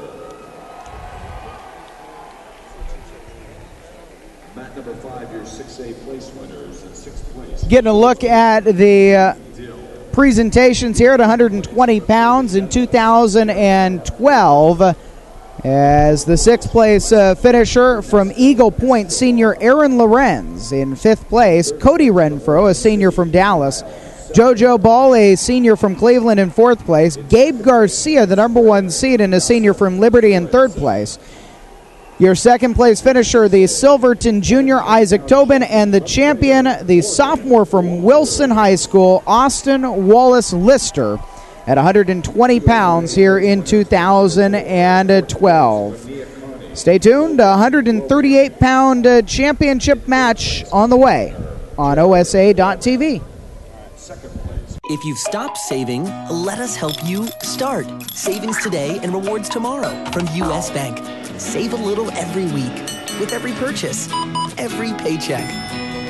Watch your savings grow. When you reach $1,000, you'll earn a $50 rewards Visa card. Earn another $50 when you keep it for a year. Save for a wedding day, a family, or your house. Just start. All of us serving you. U.S. Bank. One Saturday night, someone went through town slashing tires. Sunday morning, one of Andy Spencer's customers at Les Schwab went to Andy's house to see if he could help. You got it. Andy got in his truck and drove up and down the streets, helping anyone who needed it. He worked at it pretty hard most of the day. That's all of them. Andy didn't tell anybody no. He really went above and beyond his duties as a manager and a neighbor. I'm James Hamilton, and that's my Les Schwab story. Les Schwab, doing the right thing since 1952. We were. His opponent, Brody Voss of Roseburg. On the 141A man. At 138, Kyle Johnston of Gold Beach. His opponent, Josh Cardwell of Lowell. On the middle mat, 138-pound championship here in 2012 with the 5A classification. It is Hermiston senior Joey Delgado, the number 1 seed, trying to win his 4th consecutive state title. He'll be taking on a sophomore from Pendleton, Piper McCallum. Delgado, as we said, trying to join that rare group of wrestlers in the state of Oregon who win 4 state championships. He's in the yellow singlet, taking on McCallum in the green singlet. These two wrestled a week ago in the regional final. And as 11-year head coach Fred Phillips put it, Delgado kind of beat us up a little bit. He was very physical and was able to take care of Piper pretty easily. McCallum, though, the sophomore, it's good for him to get into this final. And it's going to be a 2-point takedown for Delgado. 1:15 on the clock here in the first period. That was his little sweep single, outside single, picked it up, scooped it out, tripped the far leg. Is there anything that he doesn't do well in Joey Delgado? I don't think he hits baseballs very well. But I don't know. But on a wrestling mat, on a wrestling mat, he's incredible. And it's tough too because some of the younger kids on his team sometimes mimic some of the things that he does, but they just can't do it to the ability that he can. And I think he gets so flashy sometimes that people they don't realize how good of a basic wrestler he is right there, where he just scoops a single, just dumps the kid and takes him down and controls it. So now he's up 4-1 with 40 seconds left here in the first period. And if anybody was here last year for the state final, they saw one of the most incredible things that anybody ever, or maybe it was 2 years ago when he pinned the kid with the spladle, a standing spladle. I mean, he Wyatt Pasatino remembers the standing spladle from last year pretty well. You show him something, and then he takes it, and he makes it his, and he tweaks it, and then he shows it to everybody in a way that nobody ever thought he could do it. He's up 4-1 right now, 13 seconds left in the first period. And whereas, and Tyler and him are workout partners, and their styles are similar in some ways. They have a lot of the same techniques that they use. But Tyler has definitely become a grinder and very, very physical. And Joe's become very methodical in what he does. And just very machine-like and just gets things done, doesn't show a lot of emotion. He's fun to watch. And that was kind of how that championship for him a year ago was going. It was a very methodical championship, and then in the blink of an eye, he hit this. A spladle is normally, it's something you do on the mat, and he wasn't on the mat by any stretch of the imagination. I was 30 feet away from it, and when he did it, there was 30 coaches standing, and we all sucked in our breath and said, wow. I mean, what else can you do? He gets an escape here at the start of the second period and a 2-point takedown. Now 7-1 his lead. 1:40 left here in the second period. Joey Delgado going to work on Piper McCallum. McCallum in the semifinals defeated a senior from Silverton, Clancy Brady, with a major decision, 15-7. McCallum's a transfer to Pendleton High School from LeGrand. And Fred Phillips says that he's really helped out in the room because he's got a bit of a different style, and so that has helped show some of the other Pendleton kids a little bit different way to go about things. One of those Pendleton kids, Colt Glenn, a senior from Pendleton, who Joey beat with a major decision in the semifinal, 15-5. Delgado looking maybe for the pin here in the second period. Probably couldn't pin him there, but he can definitely score near fall here. It's a cheap tilt. It's called a Chirella. He's controlling one hand between his legs, and he's reached over the top of the back and hooked the elbow, and he uses the leverage pressure to turn him and hold him on his back there. 2-point near fall, 9-1 now for Delgado. 44 seconds left here, and what are the things? They're in Umatilla County, both Hermiston and Pendleton, but as Fred Phillips put it, look, there's no animosity. Joey comes over during the summers, and they get into the room together, so they like Joey. He's a nice kid. Obviously, they wanted to get a win, but they're also realistic. Phillips knew his sophomore going against a guy who Phillips himself described Delgado as just one of those wrestlers. He only comes along every once in a while, and we hope to score an offensive point. That's what Phillips said. Well, in the rural areas, it's always kind of been because the competition has been so fierce. There hasn't always been a cooperation aspect between the two. In the urban areas, Portland area, Salem area, Eugene, those kids all benefit from the fact that they can all go to clubs and wrestle each other from different schools and be able to bring all those conflicting styles and become better. I think now the coaches are starting to realize we've got to work a little bit together in the off season in order to help progress our kids. So I think maybe that might be a little bit of the lack of animosity there in the Hermiston wrestlers visiting Pendleton, or vice versa with Pendleton. But I'm sure the duel and in tournament situations, it all comes back real easy. We're both from this area where these two wrestlers are from, and while there might not be as much animosity between the wrestlers and the coaches, the fan bases, there's plenty of it. And when Hermiston beat Pendleton in the duel at Pendleton High School a few weeks ago, the Hermiston fans were very happy about that, and obviously the Bulldogs have had plenty to crow about here over the past 5 years with 5 consecutive state titles till this year, though Pendleton's going to be the ones in Umatilla County who can say we finished higher as a team in the state championships in 2012. Right now, 13-1 in favor of Delgado, 1:36 on the clock here in the third period. Joey's just put him up on his feet, giving him another escape point. He's really going to turn up the pressure and the heat on him now. I think he wants to score a technical fall.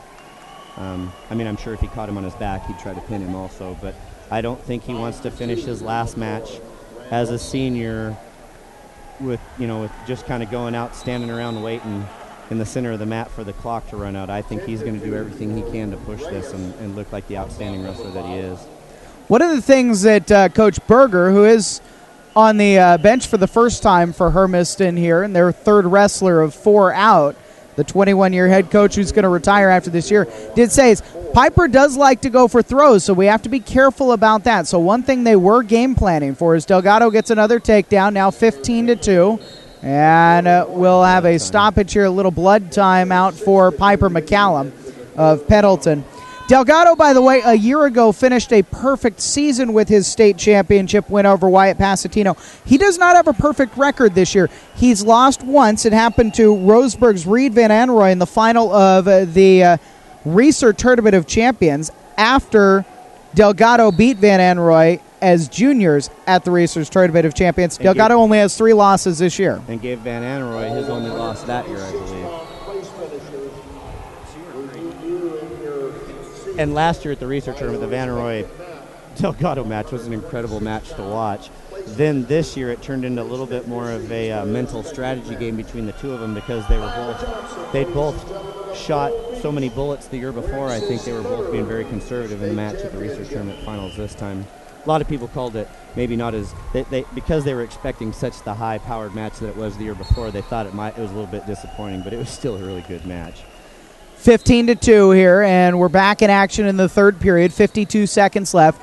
Joey Delgado going for 4 state titles and firmly in control of Pendleton sophomore Piper McCallum. Delgado's going to go through 2 Pendleton wrestlers in the semis and the finals, and now the blood time will resume here. There's 40 seconds left in the third period, and it's 15-2 in favor of Delgado. He's just looking to score another quick 2-point near fall. Finish his illustrious high school career with a win in his 4th state championship. He's going to move on to Oregon State University as a wrestler next year. He made that decision before the season even started and signed the letter of intent.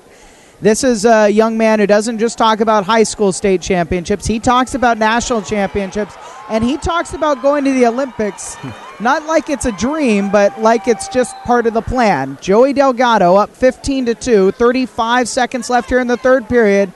And with the firm control over Pendleton sophomore Piper McCallum, another escape from McCallum, now 15-3. Another 2-point takedown for Delgado to make it 17-3, 25 seconds left. Yes. That's just so smooth, and he's making it look so easy. And McCallum's a really good wrestler, and he's making McCallum look like he's just out of control and can't even maintain a stance in front of him. So Delgado right now up by 14 points. And so I guess the question would be, Coach, do you release and go for the 2 here, get the tech fall? I guess it depends on what Joey wants. I got an idea. Coach Berger's mentality. Dad Joe's sitting in the bench there also. They probably want him to get after it and finish this right now.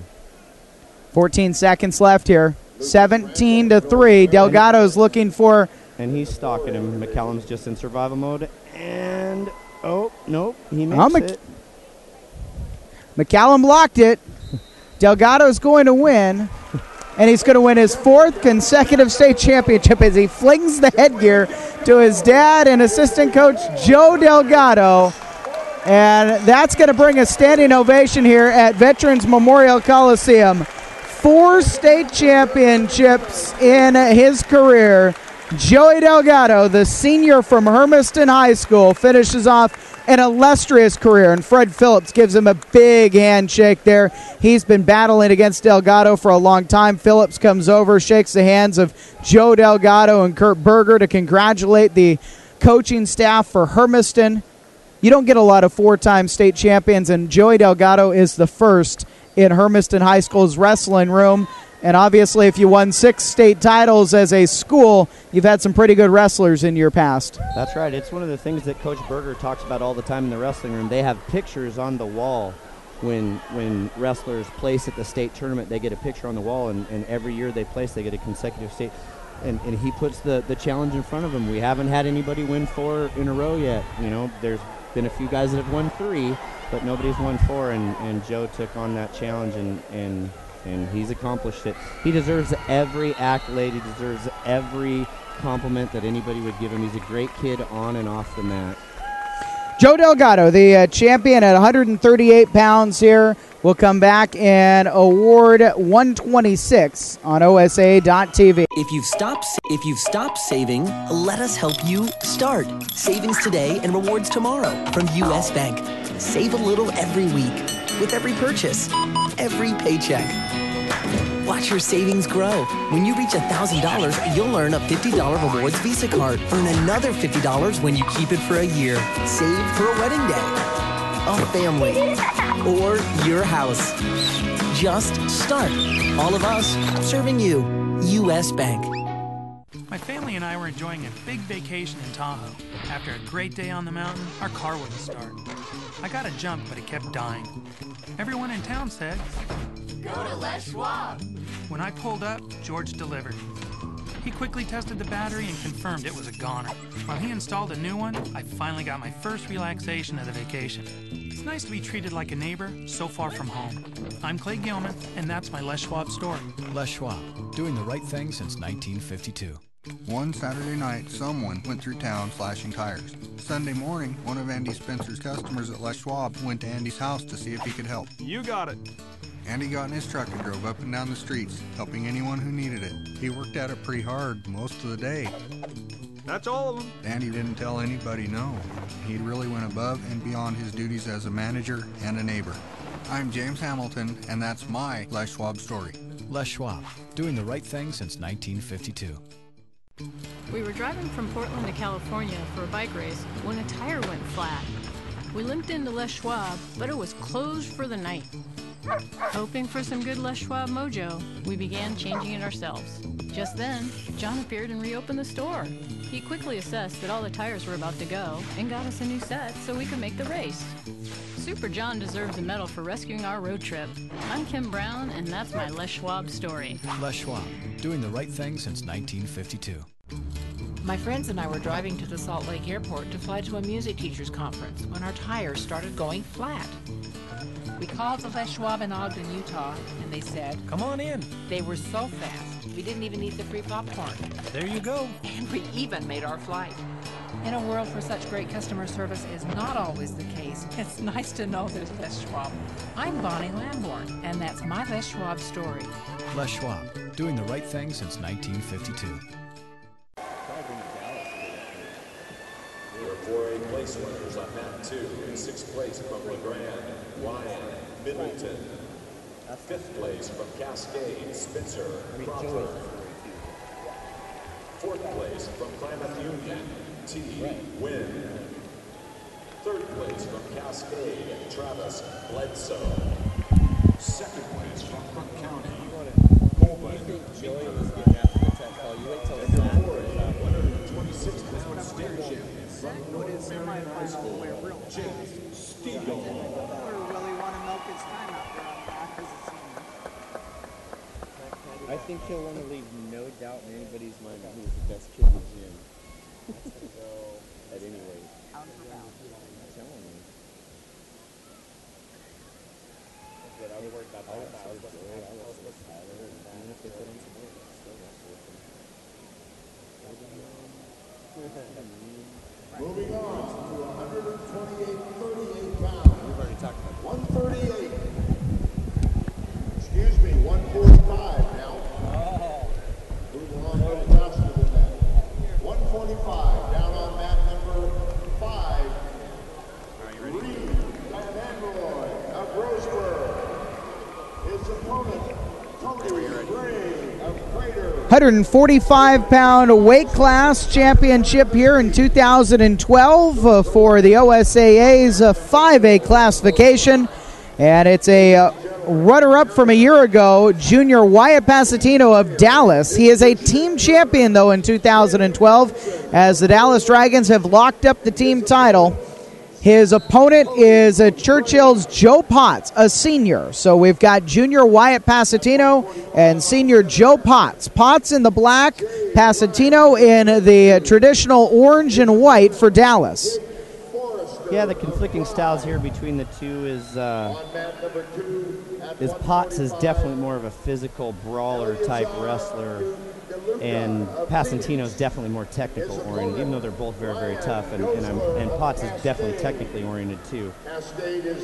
And he scores the 2-point takedown there, being slick, getting around behind him, being able to lift him and take him back down to the mat.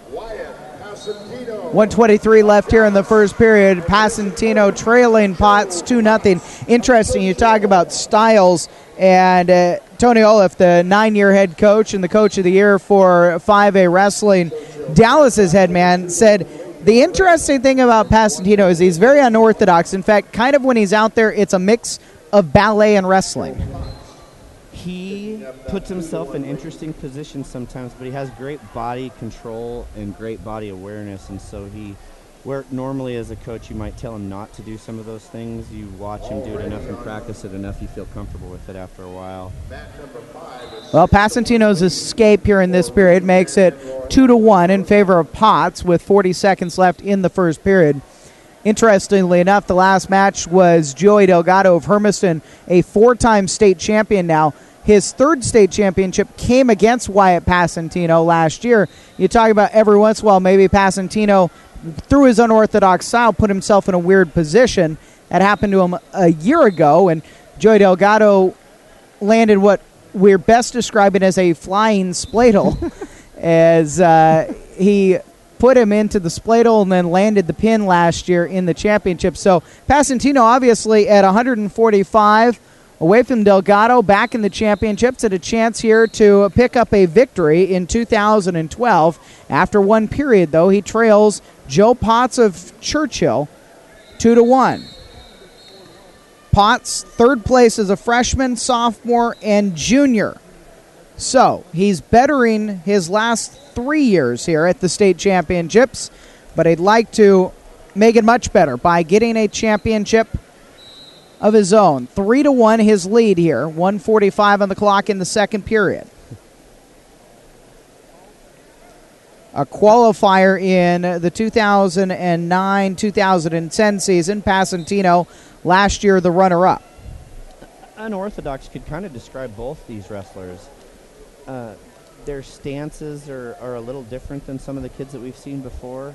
They definitely have a tendency to flail with their arms when they attack, but they're such good athletes, and since they wrestle this way all the time, they always seem to have it seems to be out of control and under control all at the same time. 3-1 in favor of Potts. Passantino Wow. Took a shot, but it was blocked well. That was a deep shot, too. He was in deep, and Potts was in just a little bit of trouble and fought it off. Pasantino again getting a little bit more aggressive, it seems, the wrestler from Dallas. 55 seconds left here in the second period. Joe Potts of Churchill in the black singlet with the 3-1 lead. Oh, duck under by Pasantino getting around the corner. Potts took a shot, kind of opened himself up a little bit. Pasantino tried to corner. Official calls a stall warning out there after both of them have been taking shots. That's the coach in me coming out. I wonder about that call. Sometimes I think they make those calls in the finals, and they wouldn't make them any other time. Two-pack takedown there for Joe Potts. Now 5-1 with 33 seconds left here in the second period. That's a huge takedown. That changes the whole dynamics of everything and choices in the next round and everything. And at this point, Pasantino's kind of put himself in a situation. He's got to score multiple times. He does get the escape there, but trailing 5-2 here, final 17 seconds left in the second period. If he could secure a takedown here and make it 5-4 and, in the final seconds here, that'd put him in a great position to at least be a little bit better off strategy-wise. If he goes in the third round down by 3, he's really going to have to work hard. 5 seconds left. Potts and Pasantino tangled up, and at the buzzer, the 2-point takedown is given for Joe Potts, now 7-2 as they enter the third period. Wyatt Pasantino will start in the down position.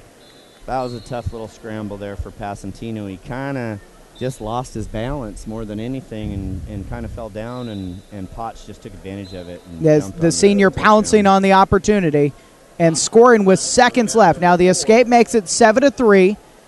But Wyatt Pasantino is in a situation where he's going to have to get very aggressive, it seems.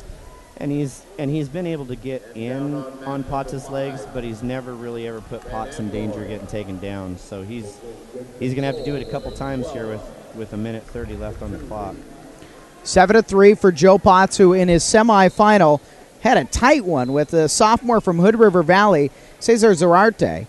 8-7, the decision went to Potts. Pasantino, a much more comfortable semifinal, a 10-0 major decision over Brennan King, a senior from Crescent Valley High School. Yeah, Potts' semifinal was definitely fun to watch. It was a nail-biter right down to the end. And in a little bit, even though the score is different here, it was a lot like this situation. Lots of attacking, lots of stops right to the very end, and Potts came out on top. Potts has the 7-3 lead, 60 seconds left here in the 145-pound state championship. I listened to Coach Haga one time, Coach Greg Haga from Crater High School at a clinic one time, and he was talking about anybody who's going to win a championship is going to have to win a 1-point match somewhere along the line to do it. It may be your first match, it may be your last match. And in Potts' case, his 1-point match was in the semis, and now he's able to control this finals match with another takedown. They give him the 2, and now 9-3, 30 seconds left. Something extraordinary would have to happen. Pasantino would have to pin him in the next 24 seconds, essentially, to really win. And to do that, he's going to have to get out from the control of Joe Potts. Final 15 seconds left at a 9-3 advantage. Pasantino will be given the escape. They'll come back to the center circle with 10 seconds left. 9-4. Pasantino doing his very best to scramble away. They both scramble out. That might be a little bit more frustration on Wyatt's part than really trying to score, kind of like that. He's a tough kid. He just wants to get after him and wrestle, and the front headlock was more of a freestyle maneuver there than really collegiate, and it's hard to gain control there. And Joe Potts wins the championship at 145 pounds. The senior from Churchill will go out a champion after finishing third his first 3 years as a high school wrestler. For Wyatt Pasantino, it is second place for a second consecutive year. However, the Dallas junior has one more opportunity. There's Joe Potts as he shakes hands with the Dallas coaching staff, the champion in 2012 at 145 pounds. We'll be back. It's the 152-pound weight class coming up on OSAA.tv. If you've stopped saving, let us help you start. Savings today and rewards tomorrow from U.S. Bank. Save a little every week with every purchase, every paycheck. Why Watch your savings grow. When you reach $1,000, you'll earn a $50 rewards Visa card. Earn another $50 when you keep it for a year. Save for a wedding day, a family, or your house. Just start. All of us serving you. U.S. Bank. My family and I were enjoying a big vacation in Tahoe. After a great day on the mountain, our car wouldn't start. I got a jump, but it kept dying. Everyone in town said, Go to Les Schwab. When I pulled up, George delivered. He quickly tested the battery and confirmed it was a goner. While he installed a new one, I finally got my first relaxation of the vacation. It's nice to be treated like a neighbor so far from home. I'm Clay Gilman, and that's my Les Schwab story.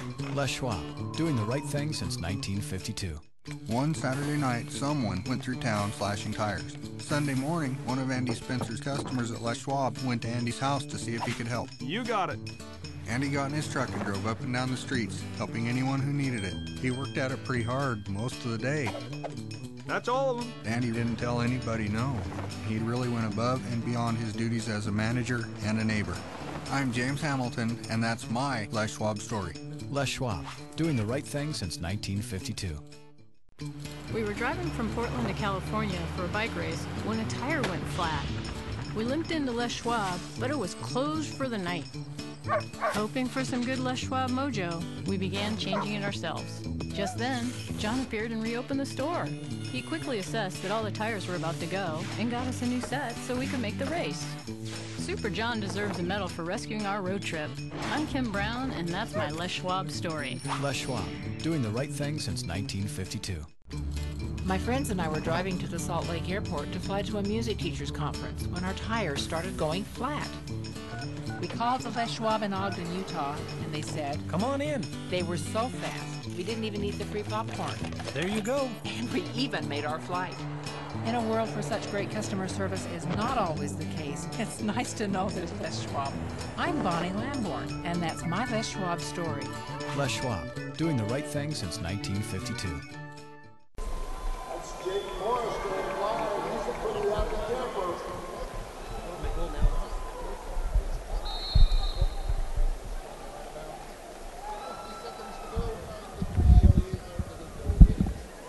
Still in the third round down on map number 2 with DeLuca and Dozier going at it. 9-3 in favor of DeLuca. Hey, Eric. Are they going to be going to awards? 11. I think so. That's how they've been doing it, so I'm just kind of camping there. I don't know, though. You got a big bug on you. All right. Want me to go wide? Yeah, you might as well. It might look a little better. You got these strange people kind of peeking over.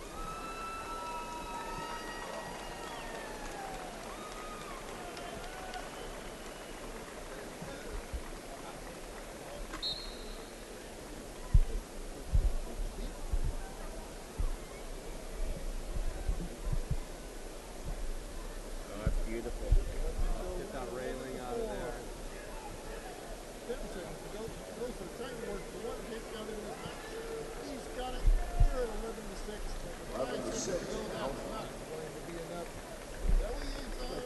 Gravel, and then he comes in for this thing. He's like all over the state. Eleazar DeLuca of Phoenix. Here they come. We're going back in. Is your state champion at 145 in the 4A division.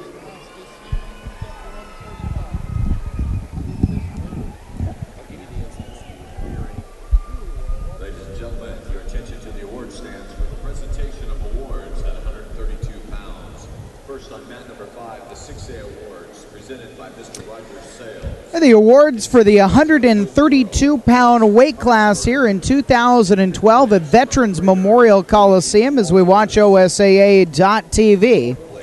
And the 5A sixth-place finisher is the number 4 seed, West Albany senior David St. Pierre. In second place, The fifth-place finisher, Adam Allen, a senior from South Albany. Now in fourth place, a sophomore from Hood River Valley. We've seen a lot of youth in this tournament, and Andrew DeHart finished in fourth place. He was pinned by Dylan Holcomb, a junior from Pendleton High School, who finishes in third place. And then in the championship match, it was Daniel Leonard, the senior from Sherwood, who finishes in second place, the number 2 seed, falling to the champion here in 2012 for the second consecutive year. Hermiston sophomore Tyler Berger stands atop the championship podium. This year it comes at 132 pounds. He's 6 right now, poised to get their opportunity to get their medallions for their places here in 2012 as they'll make their way down to them after they award at the other, this time the 5A is the 5th of 5 mats that is going to be awarded. And we will have the 152-pound weight class coming up after that.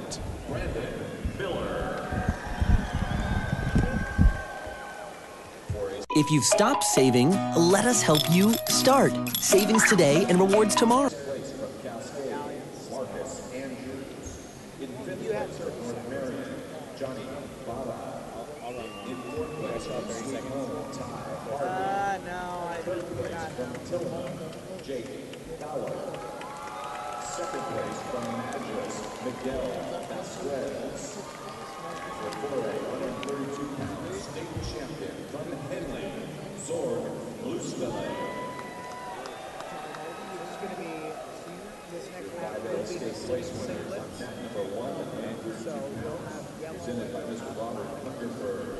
And 6th place from West Albany, David St. Pierre.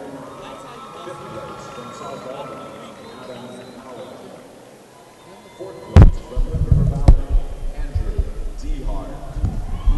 3rd place from Hamilton. And again, we'll review the 132-pound weight class. In 6th place, West Albany senior David St. Pierre. In 5th place, Adam Allen, the senior from South Albany. 4th place, sophomore Andrew DeHart of Hood River Valley. 3rd place, Dylan Holcomb of Pendleton. 2nd place, Daniel Leonard of Sherwood. And the champion, 2nd consecutive championship for the Hermiston sophomore, Tyler Berger, the number 1 seed coming in and now the champion in 2012 at 132 pounds. Down on mat number 5, we're moving into the 152-pound weight class for the 3rd match in a row. Roseburg cruising top, Ian Thomas from the Indians. His opponent, Hector Bandera of Roseburg from the Indians. 2 teammates have earned their way into the state championship. At 152 on mat 4, number 1 seed, Jesus Britano of Coburg, and his opponent, Jackson Ward of Lowell. This is one of the matches. Now 152-pound weight class, and this is poised to be a good one. The number 1 seed is a senior from Churchill in the black singlet, Chase Kearney. And the number 3 seed is a junior from Hermiston High School, Abraham Rodriguez. If we were going to advertise matches of the night ahead of time for this program, this would have been one of the ones that we would have been pushing. Poised to be very physical as well at 152 pounds, just because that's the style that both these guys have, Ken. They're both very, very punishing wrestlers in their own rights. Kearney, very punishing in the upper body, very controlling of the head and shoulders area, has great leg attacks. Abraham Rodriguez, very slick, has a great double leg, and has an outstanding leg ride from the top position. So the 2 contrasting styles here will be a little bit interesting to see what happens. I think it's going to be a lot more physical than any of the matches that we've seen so far. And we have a blood stoppage early here as looks like Kearney got poked and is trying to stop, looks like maybe a bloody nose, hard to tell, but that is Chase Kearney of Churchill, who's being attended to right now. He is a 2-time regional champion and a defending state champion. And a year ago, Kearney defeated another Hermiston wrestler in Bryce McMahon in a very, very physical matchup. Again, Kearney very physical in that one. Yeah, both these wrestlers both attack the head when they're on their feet and control the head tie and And because of that, there's a lot of flailing arms, maybe even some heads clash a little bit, and we might see a blood time or two here through this match. 1:13 here in the first period. Scoreless right now. Chase Kearney in black, Abraham Rodriguez in yellow. Rodriguez, second last year at the state championship and finished third last year. He finished second when he was a freshman in 2010. He's a two-time winner of the Racers Tournament of Champions and also was a 2010 freshman national champion. Second blood time. And another stoppage here, still scoreless. 152-pound weight class. In the semifinals, Kearney scored a major decision, controlling junior David Brunk of Hood River Valley, 12-2. And Abraham Rodriguez had a semifinal against Dallas High School's Josh Christensen, a senior, and Abraham Rodriguez was able to score the 5-3 decision. What Kurt Berger, the 21-year head coach at Hermiston High School, said he liked about this matchup for Abraham compared to the matchup in the semifinals is these two are about the same size, and there's the 2-point takedown with 31 seconds left for Abraham Rodriguez. That was just an outstanding, relentless attack on the low single there. Kearney fought it off a couple times, but Abraham just refused to let go of the leg and kept him on the edge of the mat until he could finally secure the takedown. And a takedown in this round, early in this round, especially if he can ride him out and keep him from getting the escape point, a 2-point advantage between these two wrestlers is going to be really big. Rodriguez has that control right now with 10 seconds left in the first period. Kearney doing his very best to stand up, but can he break away? 5 seconds left here in the first period, and Rodriguez trips him back down with the seconds come off the clock. So there it is, the 2-0 lead after the first period. That's a big takedown in this matchup. Really big takedown, and Rodriguez kind of lost control of him a little bit because he tried to slip on the leg right, and when he took the pressure off him to put the leg on, it gave Kearney a little bit of ability to slip away, and Abraham almost lost him, but was able to hang on to him to keep that 2-point lead. Kearney deferred, by the way, and Rodriguez got the decision, so he will start down here in the second period. And a 2-point and a 1-point advantage or disadvantage going into the second round totally changes how you will choose your position in the second round, whether you'll defer, whether you'll do anything. Rodriguez gets the escape, and now he's up 3-0 here in the second period. 1:50 on the clock, just 10 seconds into this second period. I don't think Kearney was really trying to hold him down that much. He was just basically maintaining position while he did it. Rodriguez attacks at the legs. Kearney gets a front headlock situation. He's controlling the front headlock from his feet there. 7-3 on man number 2. 3-0 in favor of Abraham Rodriguez. And 1 and 22 seconds left here in the second period. Chase Kearney, the number 1 seed. Chase tried something pretty flashy there. He had a little 2-on-1 Russian tie there and then tried to inside trip. It's almost a little bit of a jiu-jitsu, judo type move. It's freestyle, definitely. Oh, Abraham. Just what a great penetrating attack there. Caught Kearney kind of with his feet together, gets his legs together, and gets the easy takedown. That's probably the easiest takedown you'd ever see between these two if they took each other down 100 times. So with 45 seconds left, now it's 5-1 as Rodriguez allows the escape. But definitely, as far as the point total goes, as these two as wrestlers are very even, it is a pretty dominant lead right now for Rodriguez. It's a really big advantage for him right now. 4 points is, at this level, state championship, these two kids are both college-bound type wrestlers. They don't make a lot of mistakes. They don't get out of position. It's hard to score more than 2 or 3 points at a time.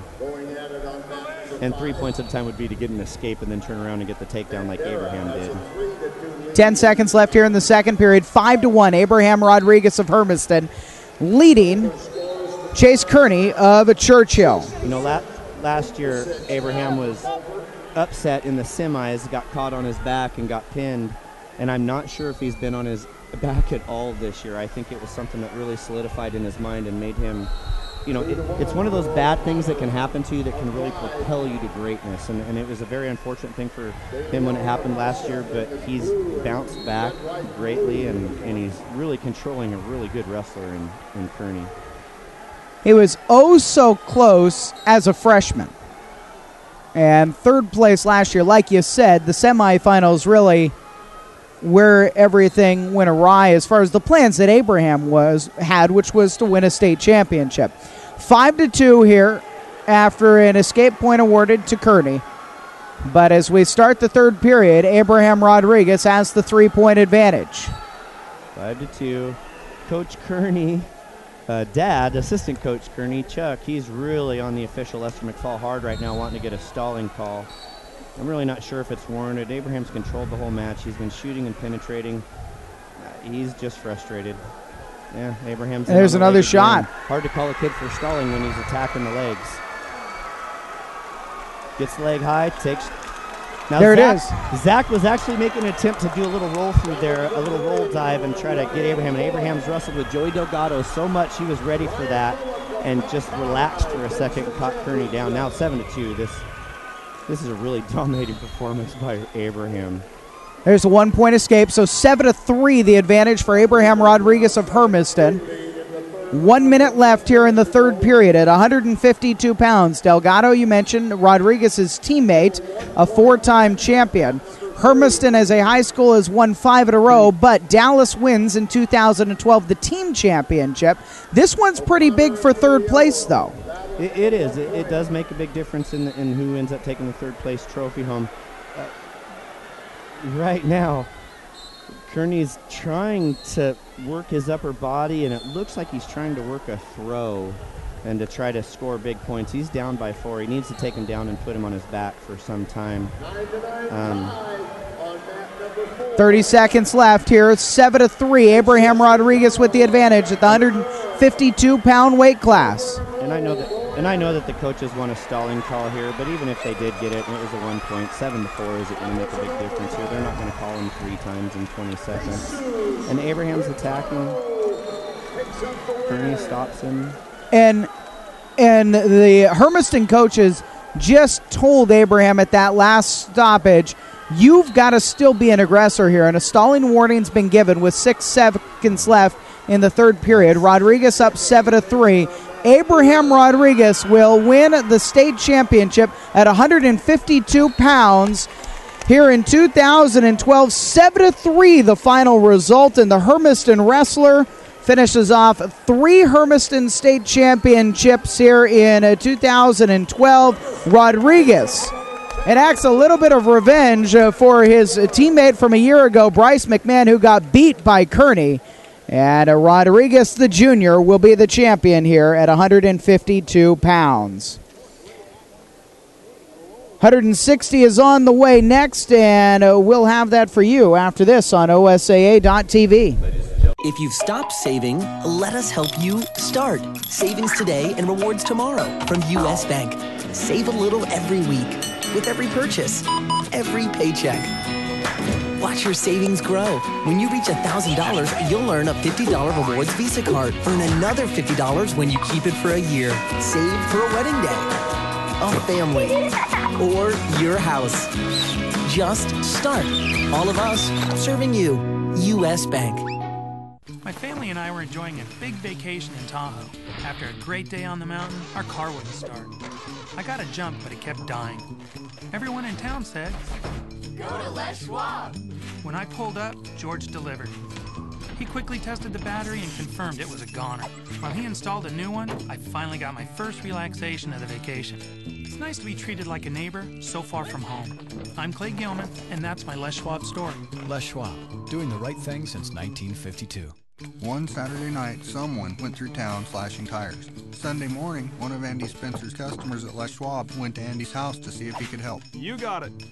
Andy got in his truck and drove up and down the streets, helping anyone who needed it. He worked at it pretty hard most of the day. That's all of them. Andy didn't tell anybody no. He really went above and beyond his duties as a manager and a neighbor. I'm James Hamilton, and that's my Les Schwab story. Les Schwab, doing the right thing since 1952. We were driving from Portland to California for a bike race when a tire went flat. We limped into Les Schwab, but it was closed for the night. Hoping for some good Les Schwab mojo, we began changing it ourselves. Just then, John appeared and reopened the store. He quickly assessed that all the tires were about to go and got us a new set so we could make the race. And your 4A 138-pound state champion from North Marion, Lucas Randall. If you're from Ward and you're a state 5A placers on mat number 1 in 6th place from Silverton, Clancy Brady. Get an award now at 138 pounds, and 6th place is Silverton senior Clancy Brady. Colt Glenn, a senior from Pendleton, finishes in 5th place, defeating Brady 6-4 in that matchup. The 4th place finisher, West Albany senior John Hazeltine, who lost 3-0 to Brandon Mowry, a junior from Sandy. And then in the championship, Piper McCallum, a sophomore from Pendleton, finishes 2nd to Joey Delgado, the senior from Hermiston, wins 4 state championships in his career. Delgado finishes the 4-peat. He will move on to Oregon State University to wrestle next year. We'll move on to 160 pounds next on OSAA TV. If you've stopped saving, let us help you start. Savings today and rewards tomorrow from U.S. Bank. Save a little every week with every purchase, every paycheck. Watch your savings grow. When you reach $1,000, you'll earn a $50 rewards Visa card. Earn another $50 when you keep it for a year. Save for a wedding day, a family, or your house. Just start. All of us serving you. U.S. Bank.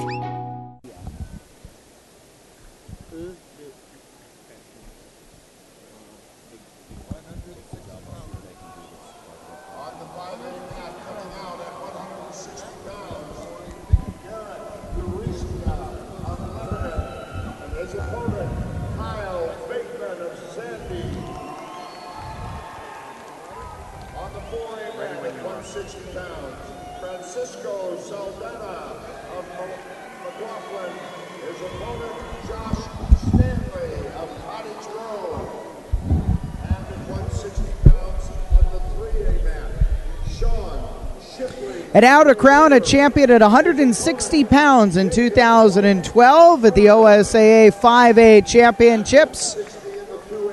Here in the 160-pound weight class in the white singlet, it is a senior from Lebanon High School, Garrett Urrutia, the number 1 seed, and the number 2 seed, a junior from Sandy, Kyle Bateman.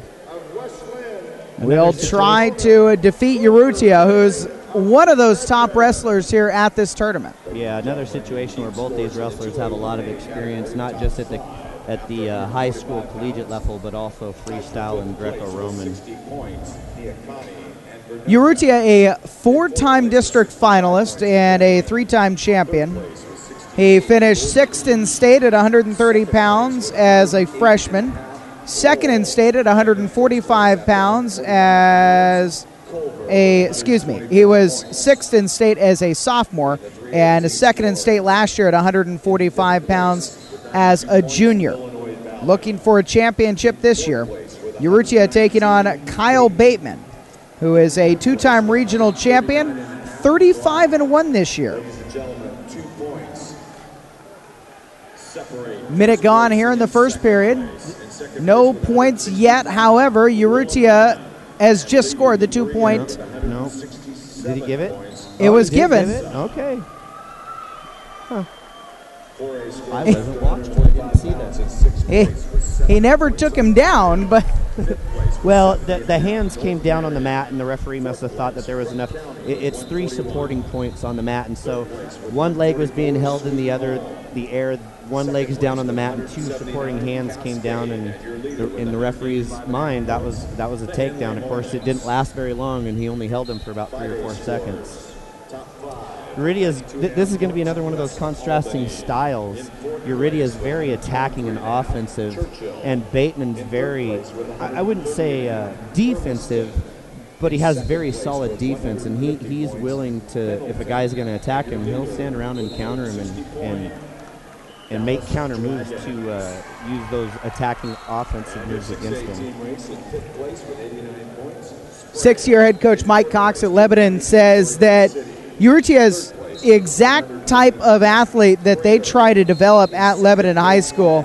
He is a football player, also is involved in track and field. In fact, he is going to move out onto the track. He's a 13-foot pole vaulter. In football, he's their starting safety. Had 6 interceptions this year. He ran for over 1,500 yards as the fullback. Oh, yeah, and he's a 3.8 student in the B's, calculus, and AP physics. Wow. 4-1 is his advantage right now as we come to the end of the first period here, the 160-pound weight class. Urrutia's brother is going to nationals for Southern Oregon University, 152 pounds. Urrutia probably, you would think, okay, so he's going to go wrestle as well. That is an option, but football is as well, and he hasn't decided yet. He'll wait till this match comes to its conclusion. Possibly the celebration comes to its conclusion, and then he will make a decision as to whether he wants to go to college as a football player or a wrestler. And that's always interesting decisions for kids when they're multi-talented like he is. And then the decision comes down to which would he have more fun at? Which one does he feel like he would maybe be better at? And then it also might be maybe at one sport he might not be able to compete at a level that he would be able to compete at the other sport, and so that might affect his decision.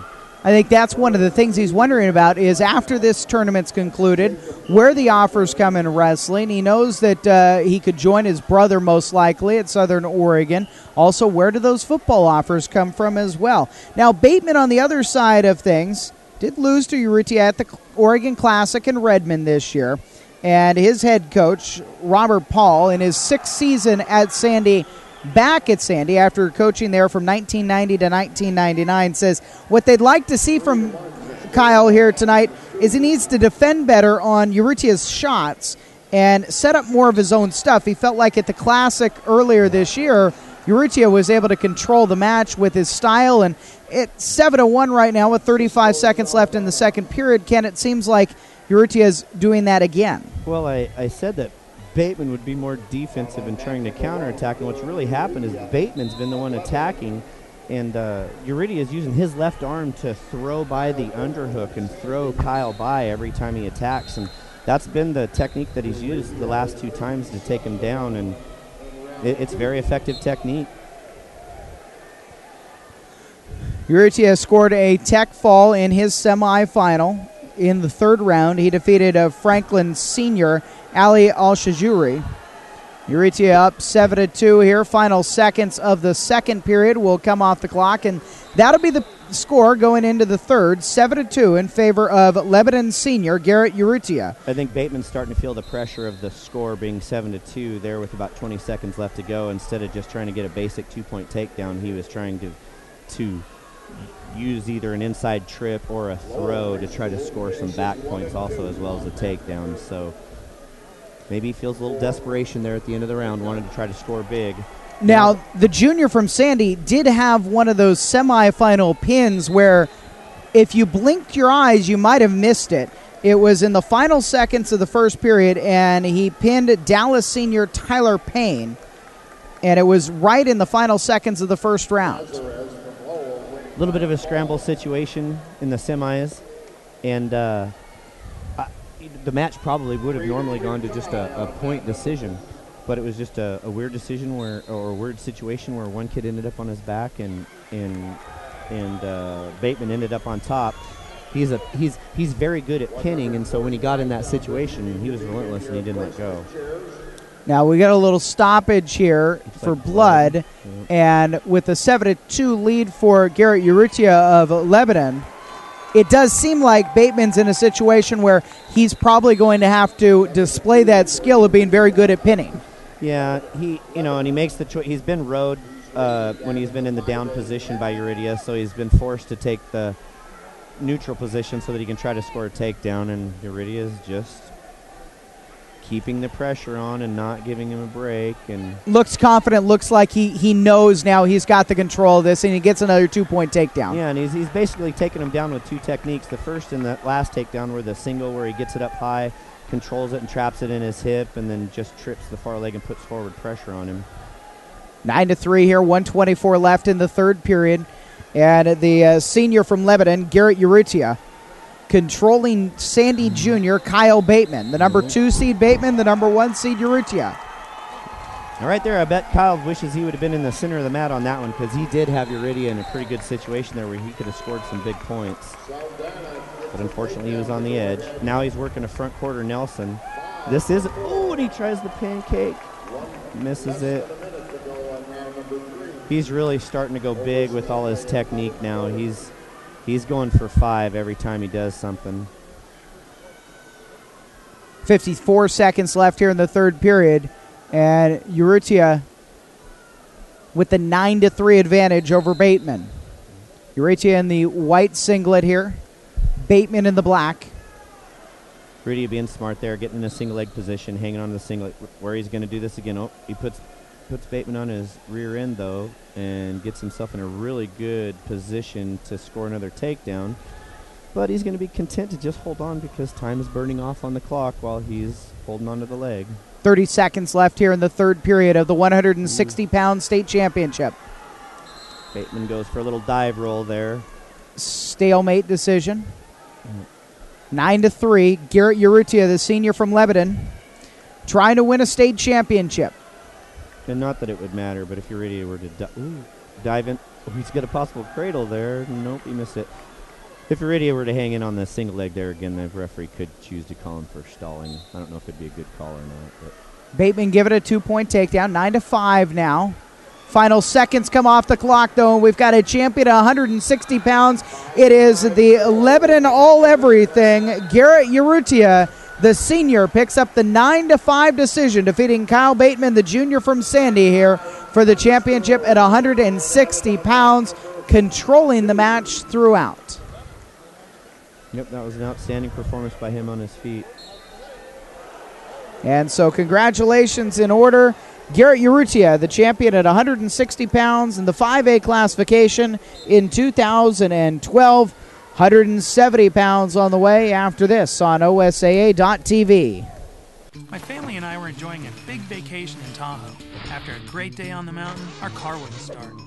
I got a jump, but it kept dying. Everyone in town said, Go to Les Schwab. When I pulled up, George delivered. He quickly tested the battery and confirmed it was a goner. While he installed a new one, I finally got my first relaxation of the vacation. It's nice to be treated like a neighbor so far from home. I'm Clay Gilman, and that's my Les Schwab story. Les Schwab, doing the right thing since 1952. If you've stopped saving, let us help you start. Savings today and rewards tomorrow from U.S. Bank. Save a little every week with every purchase, every paycheck. Watch your savings grow. When you reach $1,000, you'll earn a $50 rewards Visa card. Earn another $50 when you keep it for a year. Save for a wedding day, a family, or your house. Just start. All of us serving you. U.S. Bank. One Saturday night, someone went through town slashing tires. Sunday morning, one of Andy Spencer's customers at Les Schwab went to Andy's house to see if he could help. You got it. Andy got in his truck and drove up and down the streets, helping anyone who needed it. He worked at it pretty hard most of the day. That's all of them. Andy didn't tell anybody no. He really went above and beyond his duties as a manager and a neighbor. I'm James Hamilton, and that's my Les Schwab story. Les Schwab, doing the right thing since 1952. We were driving from Portland to California for a bike race when a tire went flat. We limped into Les Schwab, but it was closed for the night. Hoping for some good Les Schwab mojo, we began changing it ourselves. Just then, John appeared and reopened the store. He quickly assessed that all the tires were about to go and got us a new set so we could make the race. Super John deserves a medal for rescuing our road trip. I'm Kim Brown, and that's my Les Schwab story. Les Schwab, doing the right thing since 1952. My friends and I were driving to the Salt Lake Airport to fly to a music teachers conference when our tires started going flat. We called the Les Schwab in Ogden, Utah, and they said, Come on in. They were so fast, we didn't even eat the free popcorn. to your 4A state place winners. In sixth place from Ontario, Max Maida. In fifth place from Banks, Travis Thompson. In fourth place from Brook County, Alex Urea. Taking a look at the 145-pound weight class. And the award winners here in 2012 at the 5A classification. In sixth place, it is the sophomore from Hood River Valley, Cesar Zararte, who lost to Brennan King, a senior from Crescent Valley, 6-5 in their fifth place matchup. In fourth place, Hermiston's senior Lupe Delgado, the number one seed, losing by pin in the second round to Silverton senior Nick Camus. And then in the championship match, it was the Dallas junior Wyatt Passantino falling to Churchill senior Joe Potts. Joe Potts, the champion in 2012 at 145 pounds in a 5A wrestling in Oregon. We're going to move to 170 pounds, and Zach Brunson looking for 4 consecutive state titles on OSAA.tv. If you've stopped saving, let us help you start. Savings today and rewards tomorrow from U.S. Bank. Save a little every week with every purchase, every paycheck. Watch your savings grow. When you reach $1,000, you'll earn a $50 rewards Visa card. Earn another $50 when you keep it for a year. Save for a wedding day, a family, or your house. Just start. All of us serving you. U.S. Bank. In fourth place from Oak Ridge, Brody Edmonds. In third place from Vernonia, Quinn Johansson.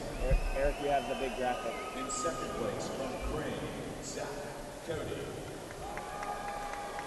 Ladies and gentlemen, your state champion for the fourth time from Gold Beach, Quinn Johnston.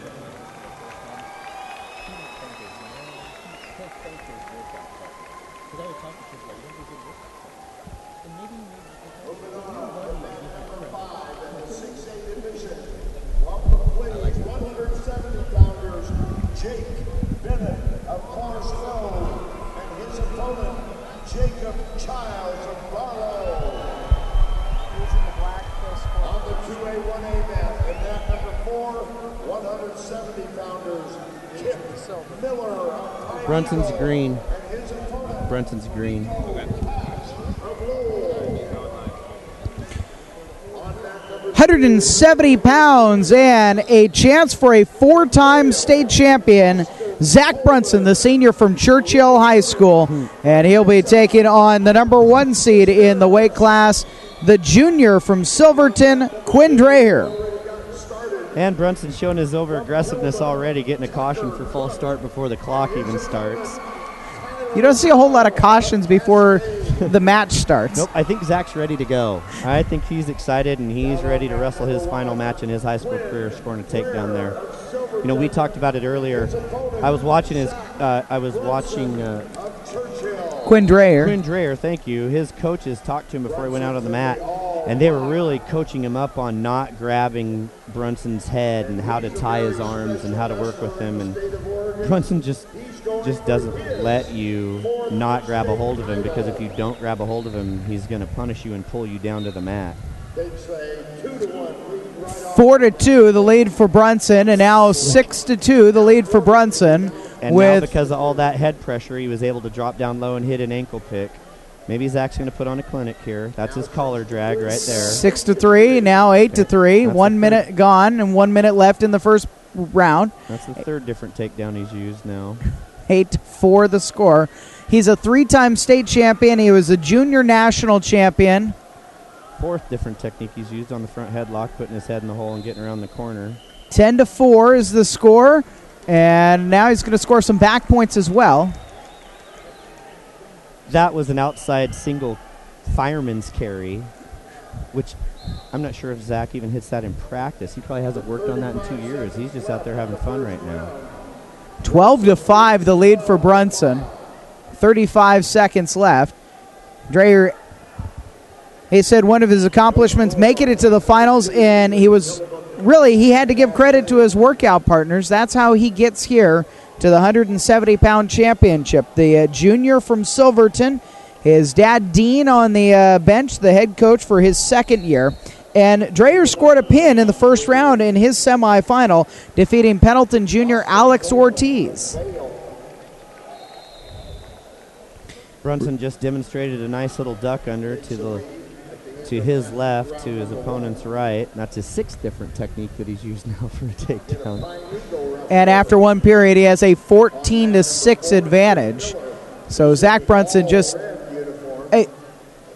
pound for pound, he's probably the best wrestler at this event. Yeah, I mean, there's other kids, Joey Delgado, Griffin. There's some other kids at different levels that deserve those kind of accolades too. But Zach is just so relentless in everything he does. I was fortunate enough to coach him in a middle school national tournament back in Illinois, and of all of our tough wrestlers that we had on that Oregon team, he was the only one to go undefeated, and he did not have an offensive point scored on him the whole tournament in 12 matches.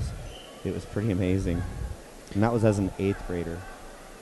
30 seconds here into the second period. He will allow a point for Dreyer, and now it's 16-7 for Zach Brunson. Brunson, the wrestler from Churchill in the black singlet,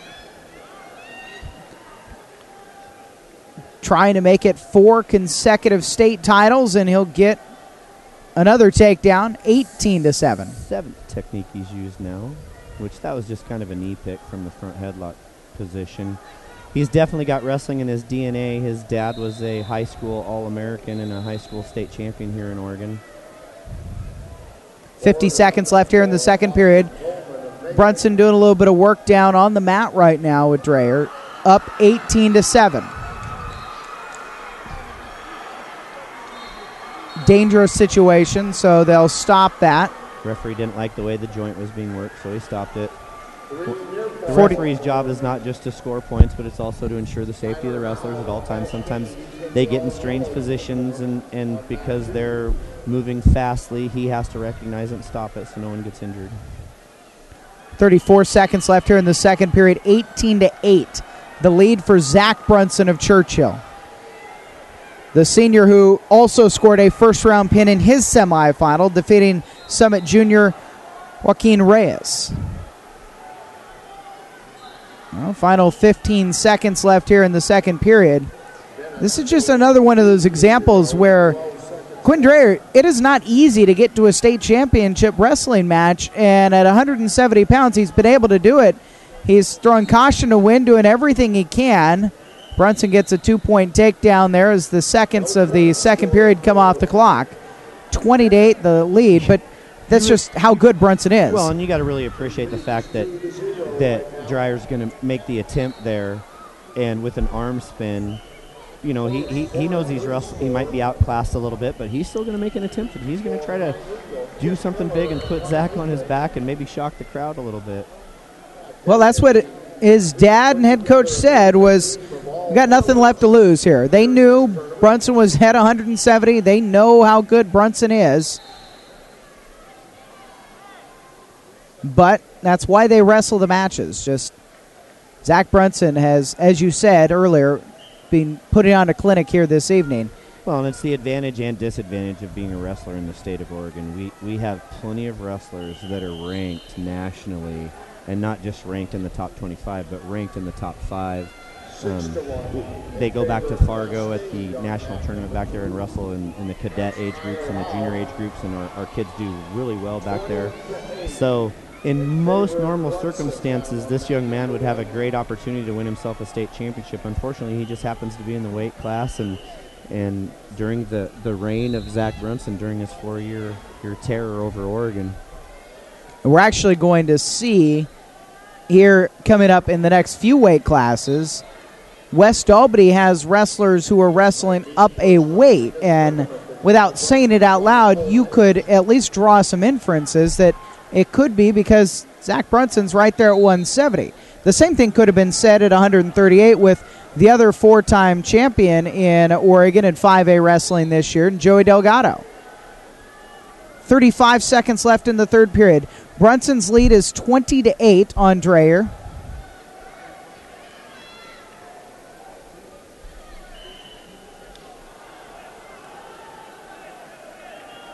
He's just kind of coasting here a little bit now. He let him go. He's probably going to check the clock, see 16 seconds. He may make one more attempt at taking him down here. Yep, head inside around, scores one more takedown. And one more escape and one more takedown, and Wow. 24-10. Zach Brunson. Hey, Dyer has nothing to be ashamed of. He wrestled an outstanding wrestler who's finishing an outstanding high school career. He wrestled him as hard as he could. Zach Brunson is just an amazing individual, and it's going to be fun to watch what he does with his wrestling career in college and maybe even after into the Olympic level.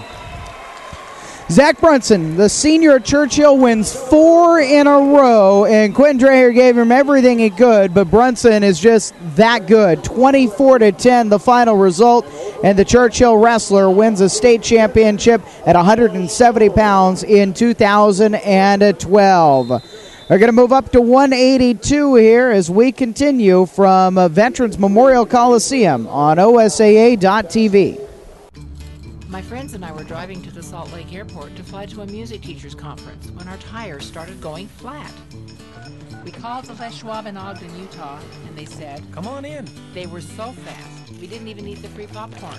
There you go. And we even made our flight. In a world where such great customer service is not always the case, it's nice to know there's Les Schwab. I'm Bonnie Lamborn, and that's my Les Schwab story. Les Schwab, doing the right thing since 1952. We were driving from Portland to California for a bike race when a tire went flat. We limped into Les Schwab, but it was closed for the night. Hoping for some good Les Schwab mojo, we began changing it ourselves. Just then, John appeared and reopened the store.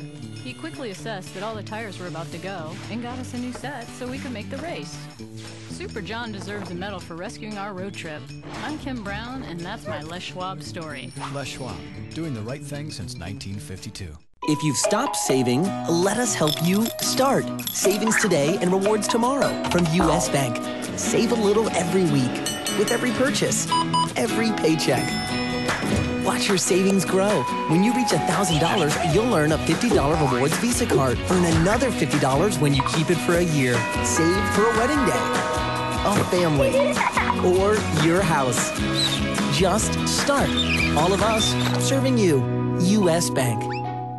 One Saturday night, someone went through town slashing tires. Sunday morning, one of Andy Spencer's customers at Les Schwab went to Andy's house to see if he could help. You got it. Andy got in his truck and drove up and down the streets, helping anyone who needed it. He worked at it pretty hard most of the day. That's all of them. Andy didn't tell anybody no. He really went above and beyond his duties as a manager and a neighbor. I'm James Hamilton, and that's my Les Schwab story. Les Schwab, doing the right thing since 1952. Okay. All right, you're live. You know how you don't grab his head? Rock it back there. And your 152-pound state champion from Brooklyn, Ryan Bullock. Your 5A place winner, mat number 1, presented by Mr. Robert Hungerford. In 6th place from Summit, 152-pound weight class awards here in 2012 with the 5A classification. In 4th place from Wood River Valley, David Brump. In 3rd place from Dallas, Josh Christensen. And in 6th place, it's Summit senior Connor Ruth. The senior from Sherwood, Danny Rice, in 5th place. Hood River Valley junior David Brunk in 4th place. The senior from Dallas, Josh Christensen, in 3rd place. 2nd place, Chase Kearney, the senior from Churchill, and Abraham Rodriguez, the junior from Hermiston, the champion at 152 pounds. From McMinnville, Tiger Posh. 4th place from Canby, Stephen Doman. 3rd place from David Douglas, Elijah Taylor. 182 pounds on the way here, next on OSA.tv. 152-pound state champion from Roseburg, Hector Bandera. My friends and I were driving to the Salt Lake Airport to fly to a music teachers conference when our tires started going flat. We called the Les Schwab in Ogden, Utah, and they said, "Come on in." They were so fast, we didn't even eat the free popcorn. There you go. And we even made our flight. In a world where such great customer service is not always the case, it's nice to know there's Les Schwab. I'm Bonnie Lamborn, and that's my Les Schwab story. Les Schwab, doing the right thing since 1952. Your 3A place winners on mat 3, presented by Mr. Steve Woods. In 6th place from Willamina, Michael Stewart. 5th place from Willamina, Trevor Hunt. 4th place from Myrtle Point, Bradley Raines. 3rd place from Burns, Matson Daly. 2nd place from Nissa, Robert DeLeon. And the 352-pound state champion from Clyde High School, Luke O'Connor.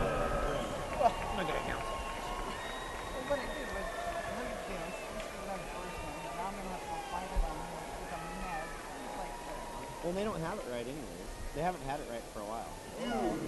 Because Bowman's out there, but Devin Cole's not out there.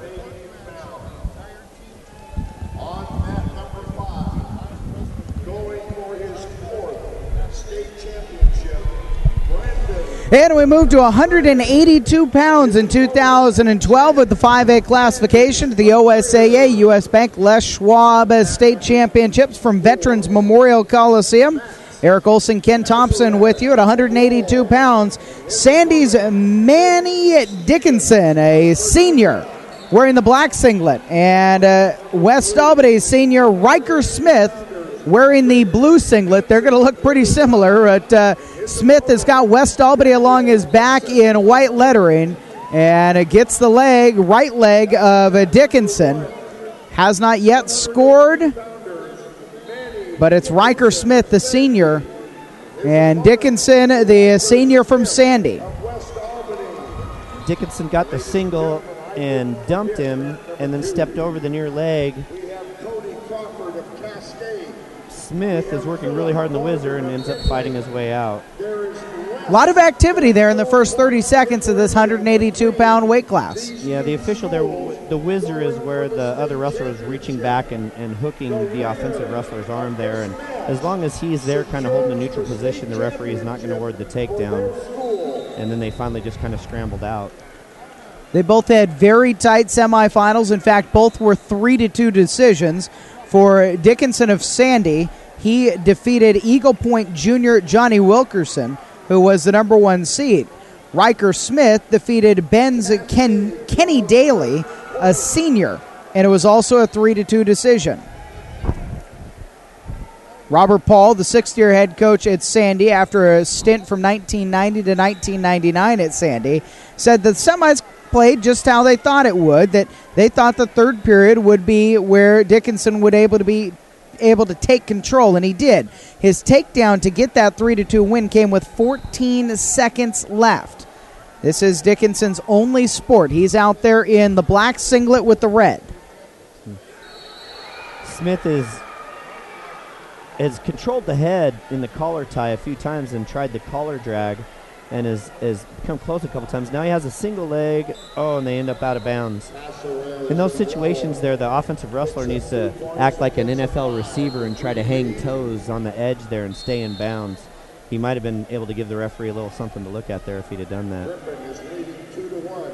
But scoreless after one period. It is like the NFL. He's got to keep both his toes in. Got to keep both feet in, and a foot can't touch out and then come back in.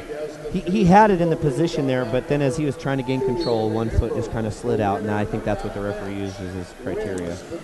Riker Smith from West Albany, his head coach is Casey Horn in his 4th season. Riker is the first of 3 West Albany wrestlers in a row. Also a football player, and his head coach says, Smith has the biggest heart of somebody I've ever coached. And actually, he weighed in at 170 pounds even today, wrestling at 182 pounds, and now there's the first point of the match. It's going to go to Dickinson with the escape. Why would he be at 182 pounds if he weighs 170? Because we just saw Zach Brunson win his 4th consecutive state title at 170 pounds. I would guess. And he is in a position now where whether he wins the match or not, he's in a little bit more competitive position to be able to win a state championship, and I'm sure that's the decision they made as a coach and a wrestler early in the season. Smith is he's a tall, lanky guy as well. He is a very physical guy and is able to carry that gridiron physicality over to the mat, or maybe he carries that mat physicality over to the gridiron. Well, at West Albany, they like to do both, and I'll bet he plays linebacker on defense, is what I would guess. Just body type and how aggressive he is, and I'm sure his West Albany football coaches really appreciate him. 50 seconds left here in the second period. Dickinson, who got the escape at the start of the period, has the 1-0 lead here at 182 pounds. These two fought a very tight semi. Smith couldn't quite keep his toes in again. Smith tried for the collar drag again, kind of caught the other Dickinson off balance a little bit, tried to just kind of run him over, ran out of mat a little bit.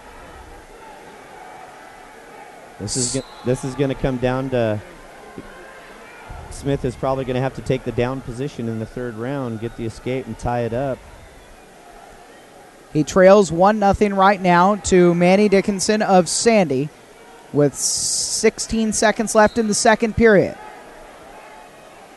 As they lock together here, out near the edge. And we'll come back to the middle with 7 seconds left. Both wrestlers are really scrappy.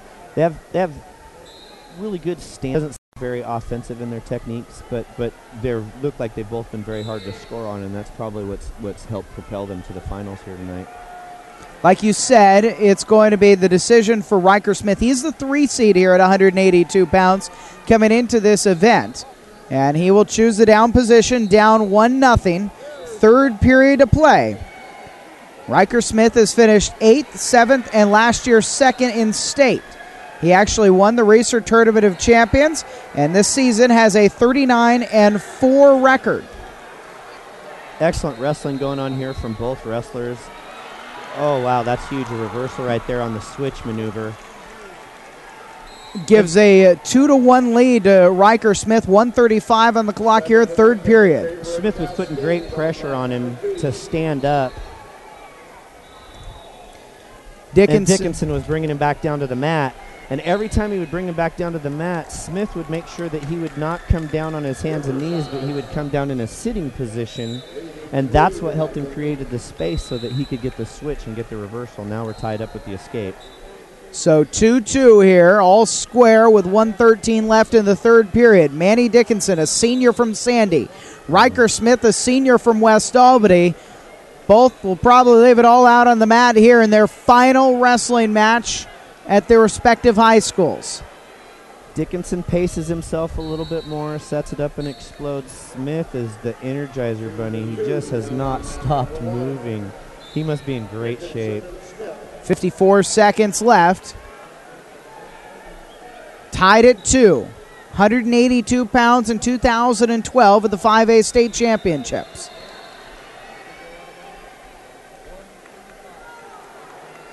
Decent attack by Dickinson there. Had to start over and get back up at neutral. Oh, Dickinson. Great duck under attempt by Dickinson. He's in on the legs. Ooh. Blocked well by Smith. Can he get the takedown, though? Oh, this is a crazy position here. This is crazy. I wouldn't want to be that referee. 25 seconds left. Tied at 2. Yep, that's the safe call. They're out on the edge. Bring him back to the middle in a neutral position. It's huge scrambling both sides. Oh, an awesome scramble. That was great wrestling there with a duck under, and then as he tries to pull him back down to the mat, Dickinson kind of sits on him. They end up in kind of a weird scramble where neither one of them really have an advantage, and they just kind of waited, and the referee called him out of bounds. 8 seconds left. Probably if they were in the middle, that would end up being a stalemate, the position they ended up in. Or they might have actually tried to continue wrestling. They kind of just stopped there because they knew where they were at. Right. All right, overtime here at 182 pounds. First one of the night. This is our first overtime in the 5A classification. So 1 minute on the clock. Sudden death here. 2-2 the score. A score wins a state title for one of these two seniors. Smith has a great shot there. He probably needs to get his head out from between the legs and get it onto his side. It's really hard to take somebody down there with your head in between your legs. Overtime and 182 pounds. Manny Dickinson, a senior from Sandy. Riker Smith, a senior from West Albany. Sudden death here. Smith's got the leg. Smith does not have the control. Dickinson keeps the whizzer even though he ends up on his knees and squares up and faces him. Now Smith's been the one that's been attacking, but Dickinson's been the one that's been pushing and making sure that Smith's working backwards. So it's putting conflicting messages in the referee's brain as far as the stalling call might go. Just 15 seconds left now here in the first overtime. 2-2 the tie. 13 seconds left as they come back to the middle in the neutral position. Oh, Dickinson's in on a good double leg. Oh, a really good double. Oh, but wow. 4 seconds left. That's great hips on Smith's part, being able to hip heist out and get his leg back underneath him again. And 1 minute extra is not enough to decide the 182-pound weight class. Now they'll each get 30 seconds. And choice. And it's going to be Dickinson who goes first, and he will choose down first. We're always trying to figure out a way in our sport to figure out a way to do an overtime and make it fair. Way back in the day when I wrestled, we wrestled 3 1-minute periods like an extra match. Then it went to just a sudden death takedown. And then they had to come up with a tiebreaker system, and now we've got this 30-30. If they get through 30 seconds and it's still tied, there could eventually be another 30-second round. 2-2 here. And this is Manny Dickinson down, 15 seconds left. These 30-second rounds are used to try to create scoring. They're a continuation of the scoring of the match. If someone, it's not sudden death, so if someone's to score, they're still wrestling. Like Dickinson just did. And he's ahead 3-2, but Smith's going to get his chance at being down. Right. Riker Smith, now the senior from West Albany. In the old system, when it was just a 30-second tiebreaker, you either had to ride him out or you had to escape to win, and the advantage was always to one or the other. This is really puts it back in the wrestlers. Wow, that's huge. He locked hands. Dickinson locked hands. That's going to tie the match up. Wow. Now, in that situation, though, Smith just has to go crazy and try to get away because that's a free point. So what exactly happened there? Dickinson... Smith sat out and started to hit the switch.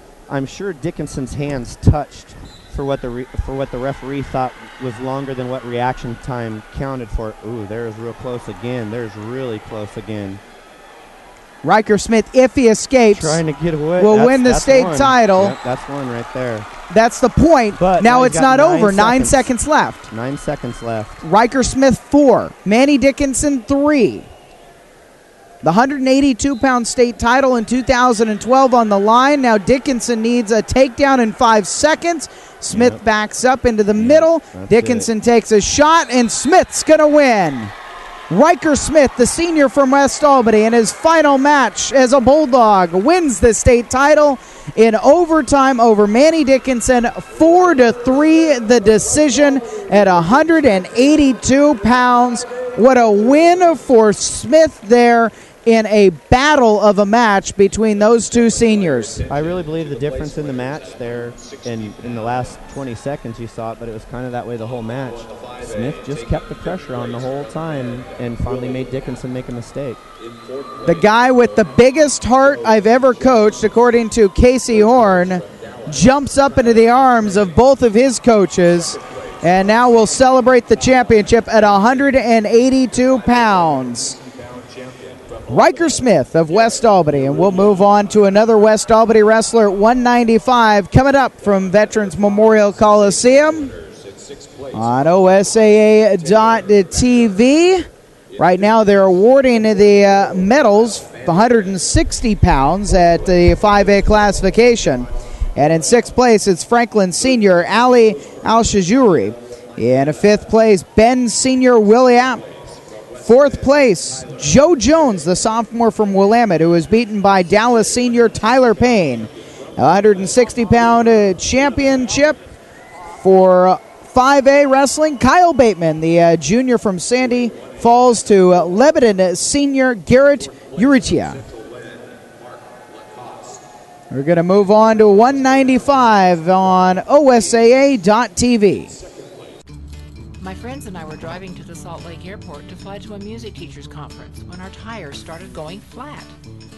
We called the Les Schwab in Ogden, Utah, and they said, "Come on in." They were so fast, we didn't even eat the free popcorn.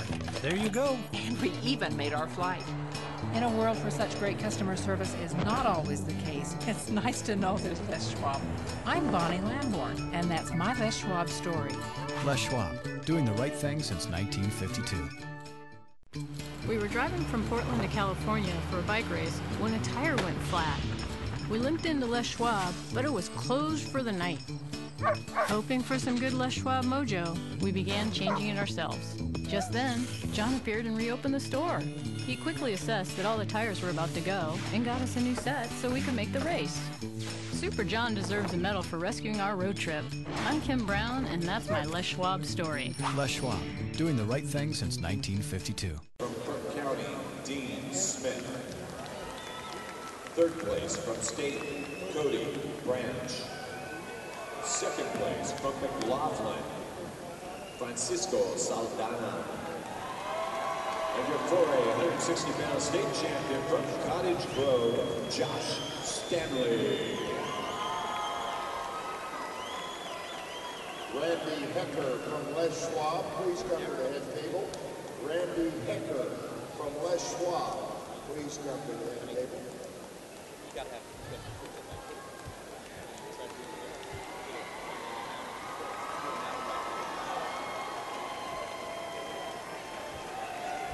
195-pounders in the 6A division.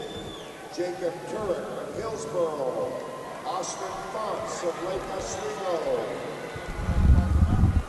On the new 195-pounders, Brett Dennis of Vernonia. And his opponent, Justin Hendricks of Culver. On the 3A mat, Cody. Time to crown a champion at 195 pounds in 5A wrestling in 2012. It is Jackson Soto of West Albany and Brian Wojan of Wilson High School. Wojan in the green and white singlet and Soto in the dark colored singlet. It's a navy color for West Albany's Bulldogs. Number 1 and 2 seeds respectively, so it looked like the bracket worked out this time. The senior, Brian Wojan, in his semifinal, a 7-4 decision over Ashland sophomore Mason Montgomery. This sophomore class is pretty darn deep across 5A wrestling. Soto, a great example at 195 pounds. Oh, wow. Oh, wow. Okay, Soto. All sorts of activity there. Soto hits a collar drag there and has Wojan dead to rights. And somehow Wojan just kind of strengths out of it. It's almost like he just refused to get taken down there, reaches back and hits a switch and ends up on top. I'm sure and he's got the 2-0 lead here with 52 seconds left in the first period. Well, I know Soto uses that collar drag technique a lot, and I'm sure he was caught off guard by the fact that he wasn't just going to go down to his knees, that he was going to sit hard. Got a stoppage here, a blood stoppage, and Jackson Soto, like his teammate Riker Smith, who just won a state title at 182, is also wrestling up a weight. He's wrestling up at 195, and they probably had to make the deal. One of them probably had to, hey, if I go up, then you have to go up because we don't want to wrestle each other. I wonder if it made their dual meets interesting, if you never knew what weight they were going to end up at. Well, that's interesting, actually, because Smith didn't wrestle Dickinson at 182 in their duel. In fact, they didn't see Smith, as we were talking to the Sandy coach, here at this one. These two haven't seen each other. Wilson High School's Brian Wojan, the senior, who is the number 1 seed, has a 2-0 lead with 20 seconds left in the first period against Jackson Soto, a sophomore, and the number 2 seed. In the semifinals, Soto, a 10-3 decision, and he beat Mountain View junior Trevor Roberts. His head coach, Casey Horn, says that Soto's wrestling with a bit of a chip on his shoulder, but in a good way. And it's kind of meant that he's just had no fear this year, despite being a sophomore. He must mean that he's just out there and is kind of unconscious of making mistakes and just hangs it out and lets it fall where it may. Wilson head coach Kent Dorsey for Brian Wojon. And with it, I mean, I can't tell from way up here, but he just looks really strong. Everything he does seems to be really strong. And Smith hits that collar drag on him again. Now that was the one that he lost the takedown on earlier. Oh, and the referee calls him out of bounds and doesn't award the takedown. So it's still 3-0 in favor of the Wilson wrestler Wojon here with 1:40 left in the second period. But Soto's had a couple of opportunities. He's been close, but hasn't quite successfully finished the takedown. This time he does, and now it's 3-2, 1:30 on the clock here in the second period. That was a situation where he wasn't really actually behind the wrestler, like what you would normally call for criteria in the middle of the mat. But the reason was because he was hanging 2 toes inside so that he could show the official that he was still in bounds, and the official awarded the takedown. So Brian Wojon, the senior from Wilson, at 195 pounds has a 3-2 lead. But Jackson Soto, the sophomore from West Albany, has shown just trying to work a 2-on-1 on the wrist and step over the near ankle and just kind of ride him. Works off to a little bit of a spiral. Soto this season, 44-7. 51 matches? That's a lot of matches. For Wojon, he was first at Silverton, first at West Salem, first at Hood River, first at Oregon City, first in districts in the PIL, first in his regionals. He is 39-1 on the season, has a 3.8 cumulative grade point average, and already knows he will be going, at least his plan, is to go to Oregon State University. Did he say whether or not he planned on wrestling there? Or he did not say that. Walking on football. Being a West Albany guy, he could probably take a shot at bowl. Oh, no, that was Wojon.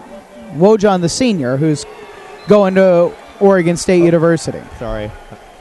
Soto, sophomore, he's got a little while to think about it. Yeah, I don't think Oregon State takes incoming juniors in high school. Incoming high school juniors. So it's still 3-2 in favor of the Wilson wrestler Brian Wojon, the senior, with 31 seconds left here in the second period. Wojon, though, is in the down position.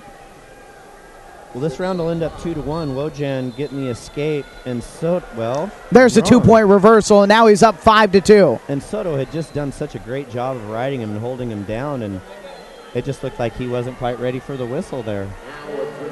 In the blink of an eye, it went from a 1-point match to a 3-point match here with 10 seconds left in the second period. Yeah, it looked like Soto was in control of at least what he wanted to do in the match, being down by a point and getting to have choice in the third round. Now he's put himself a little bit of a disadvantage. So down 5-2, and Soto's decision is going to be, I don't know about that. He needs an escape and a takedown.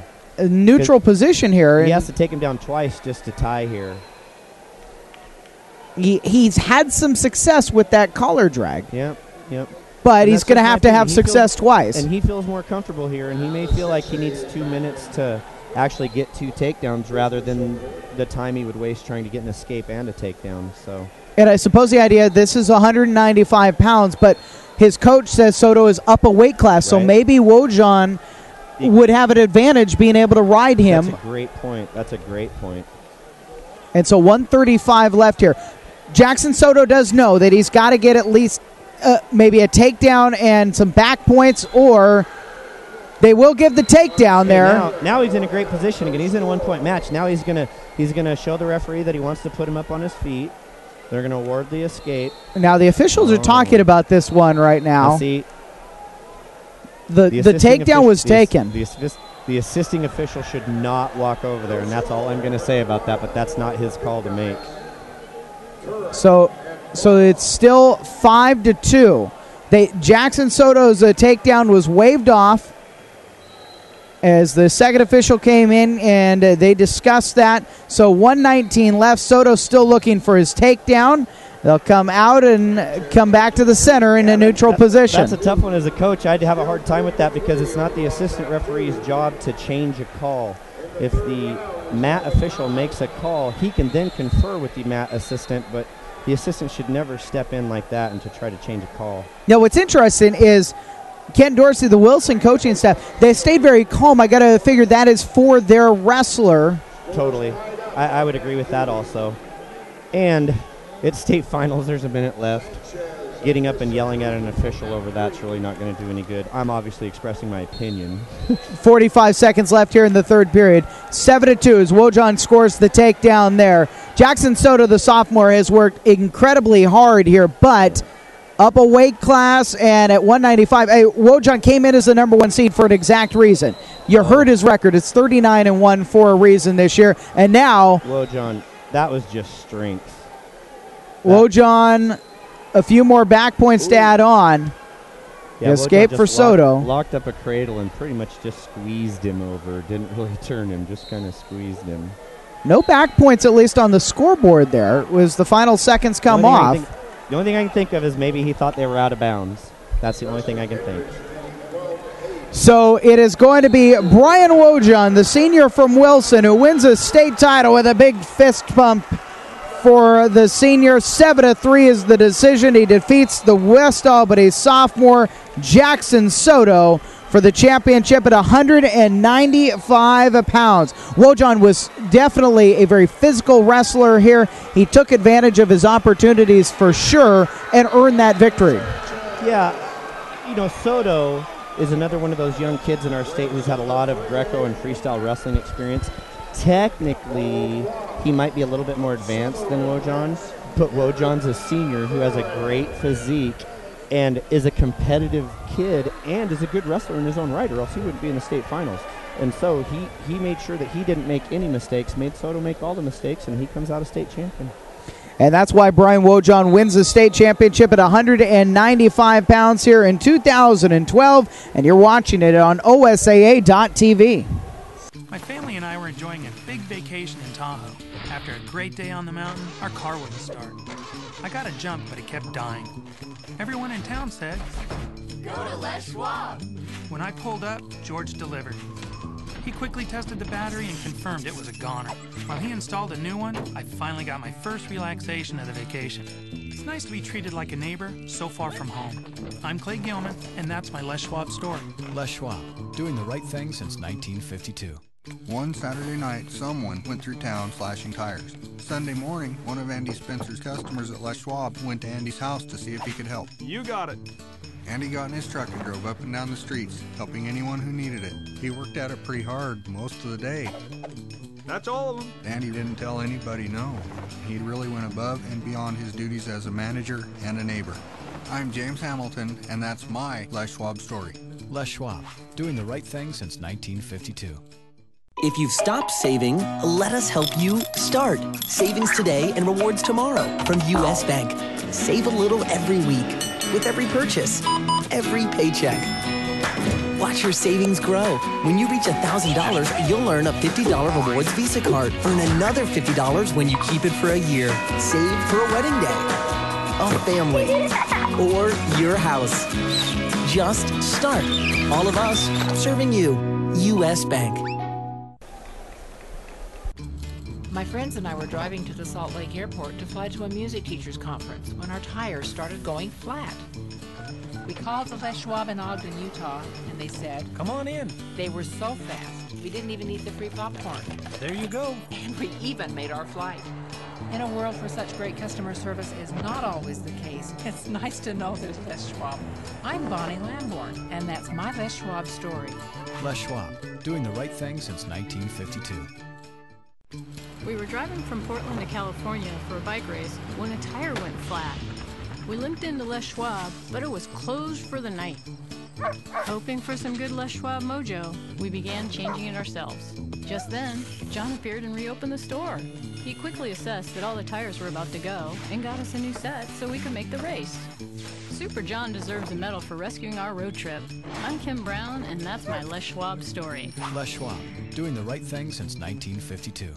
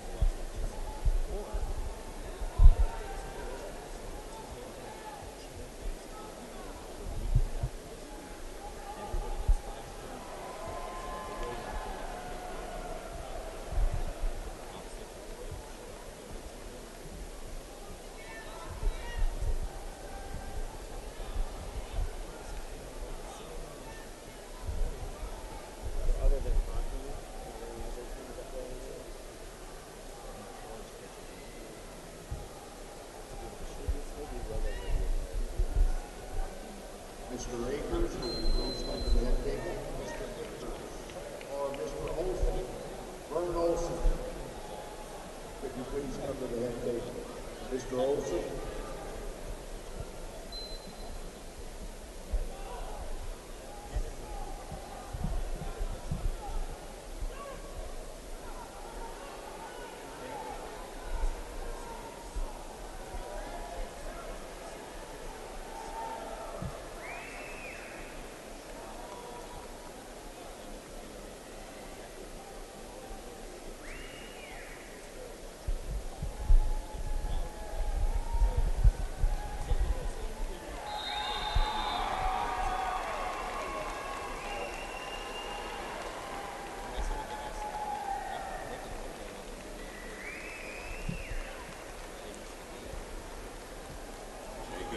State champion for Hillsborough, under 95 pounds. Ladies and gentlemen, drawing your attention to the award stands for the place winners at 170 pounds. At mat 5, the 6A winners. In 6th place from Grants Pass, Chad Lowe. In 5th place from Grants Pass, Ryan Sheen. 4th place from North Bedford, Reed Shipley. 3rd place from West Lynn, Ryan Harmon. 2nd place from Barlow, Jacob Childs. And your 6A 170-pound state champion from Forest Grove, Jake Bennett.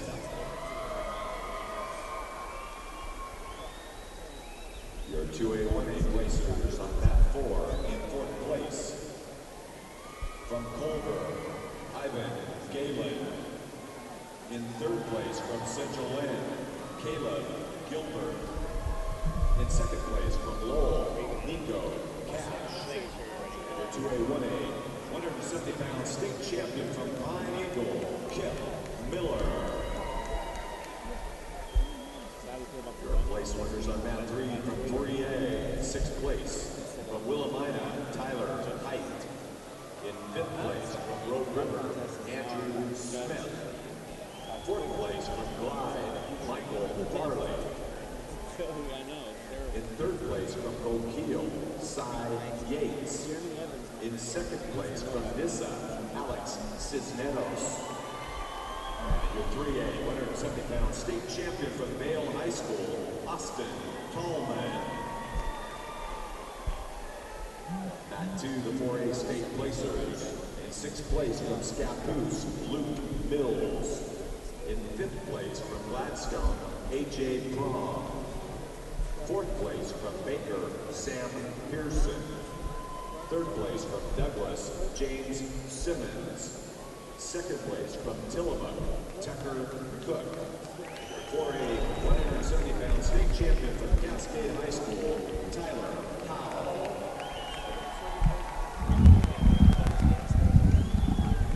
Place winners at mat 1 for 5A. In 6th place. 5A recognitions here at 170 170 pounds. And Gunnar Crawford, the junior from Bend, is recognized after falling to Alex Ortiz, the junior from Bennelton, in the 5th place match.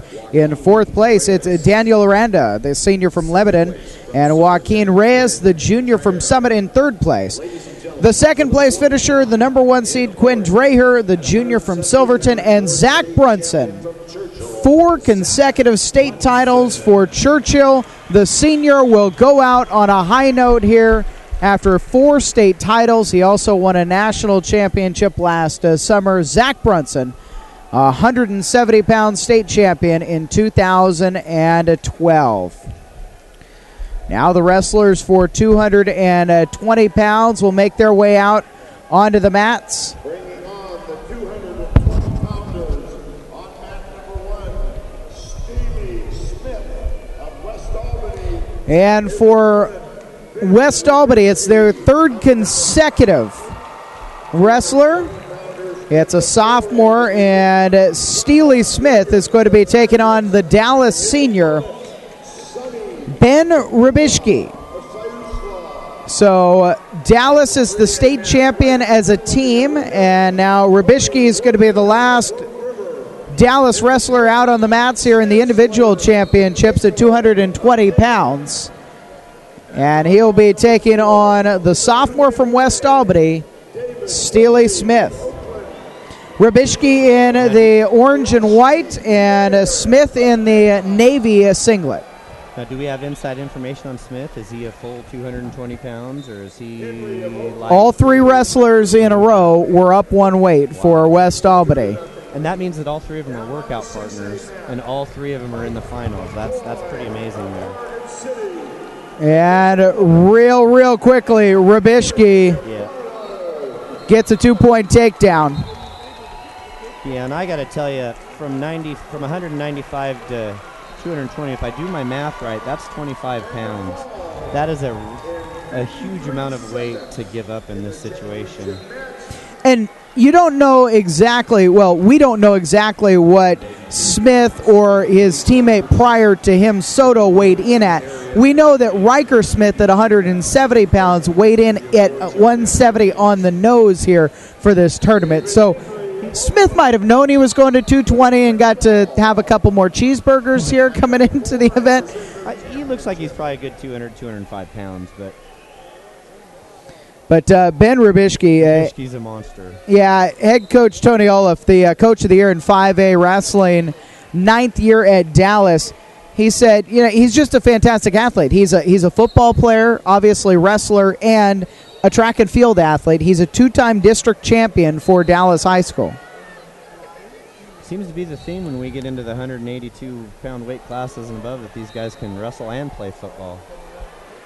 And track and field, you would guess Rubishki is probably one of those tremendous throwers.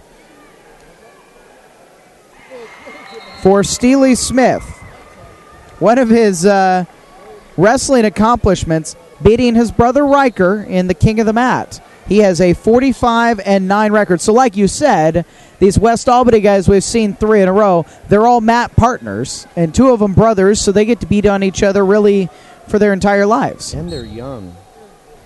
They're all... Riker was a senior, but Soto, who we just saw, and now Smith, a sophomore, here for West Albany. But it is Rubishki who has the 2-0 lead with 23 seconds left here in the first period. And I would say in Soto's match, and even in this match also, it is apparent, even though they're both state championship caliber wrestlers, it's easy to see who's the senior and who's the sophomore. There's just a little different muscle definition. There's just a little bit different body structure with the other one. When Smith matures, he's probably going to look a lot like Rubishki in the shoulders and the arms. So Rubishki in the semifinals, a 6-2 decision over Juan Carlos Hernandez, a junior from Hood River Valley. And for Steely Smith, he scored a 3rd-round pin over Cleveland senior Andy Morrison in his semifinal matchup. 1 period in the books. Rubishki, a 2-0 lead. He has the option and will choose down here in the second period of the 220-pound championship in 2012.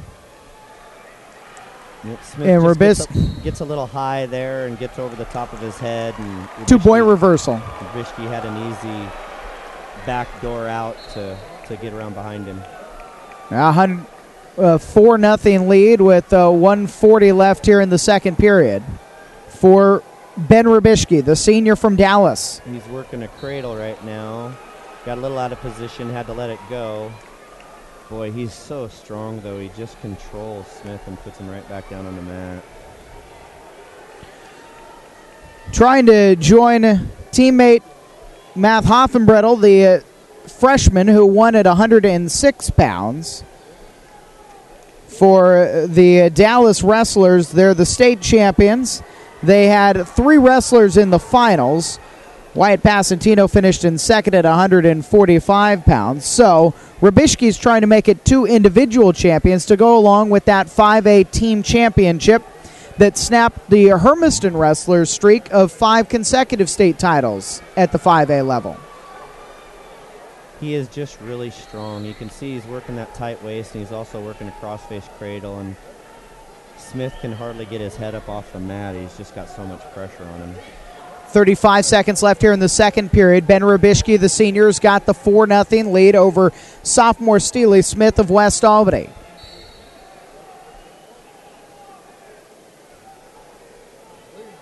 I think they were both waiting for the official to blow the whistle and call him out of bounds, and he never blew the whistle, so they just kind of have to continue wrestling there. Yeah, now Rubishki starts to pull Smith back in a little bit towards center, trying to roll him over. Final 10 seconds here of the second period. Now they will move back to the center.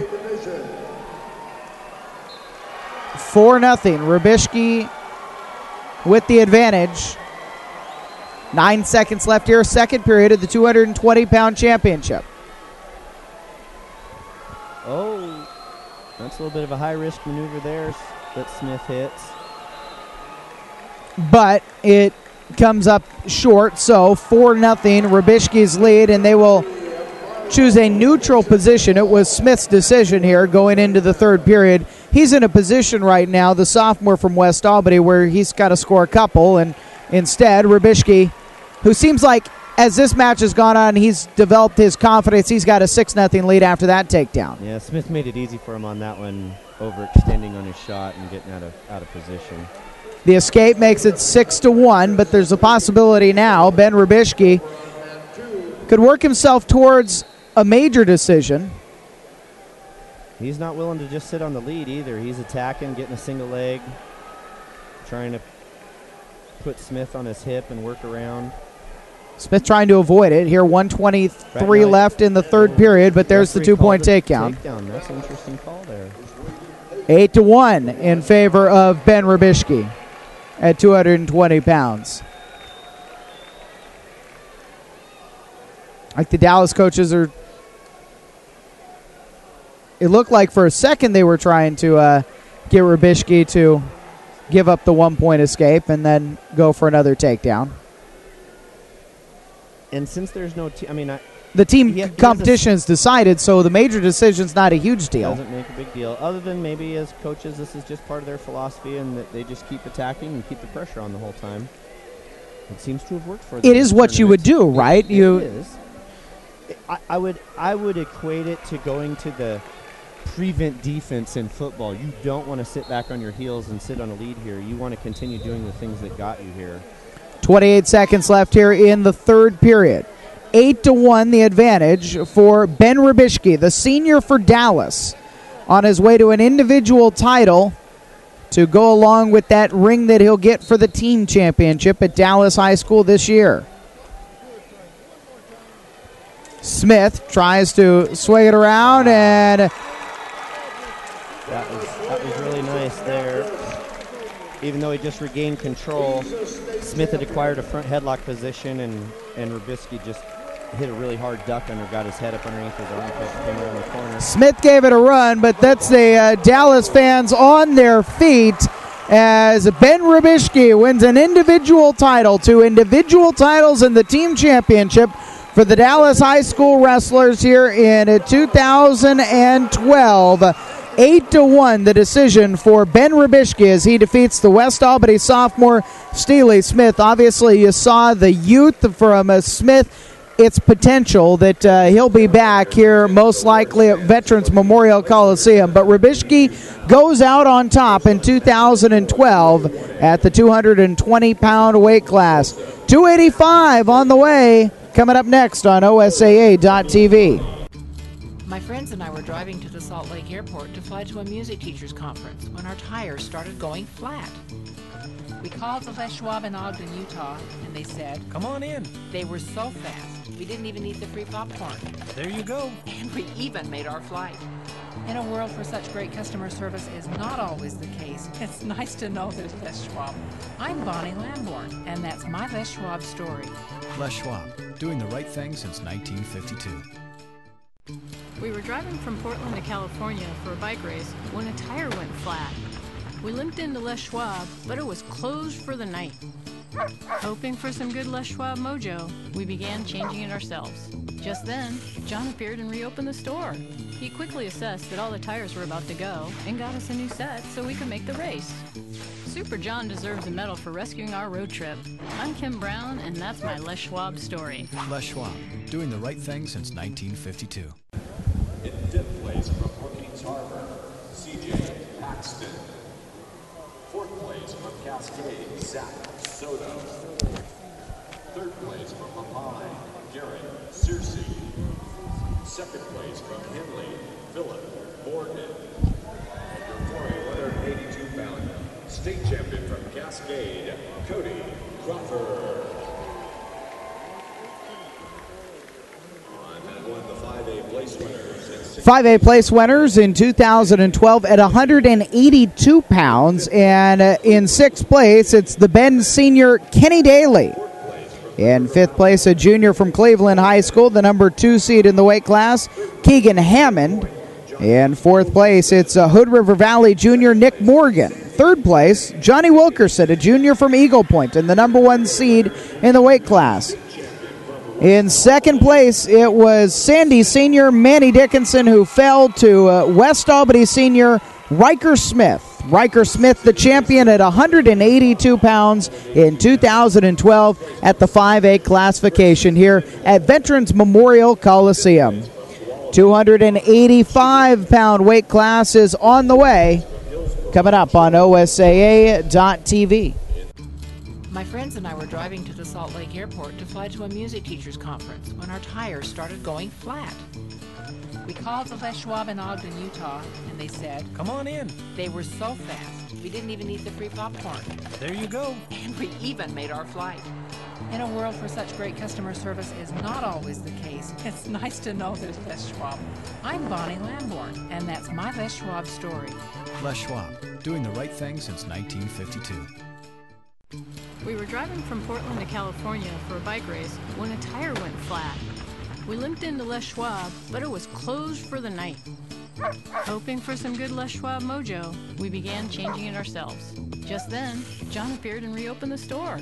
He quickly assessed that all the tires were about to go and got us a new set so we could make the race. Super John deserves a medal for rescuing our road trip. I'm Kim Brown, and that's my Les Schwab story. Les Schwab, doing the right thing since 1952. 285 in the match. Jay Batiste of Grand Union. His opponent, C.J. Osterman of Rainier. In the 4A finalists, Kyle Smith of Elmira.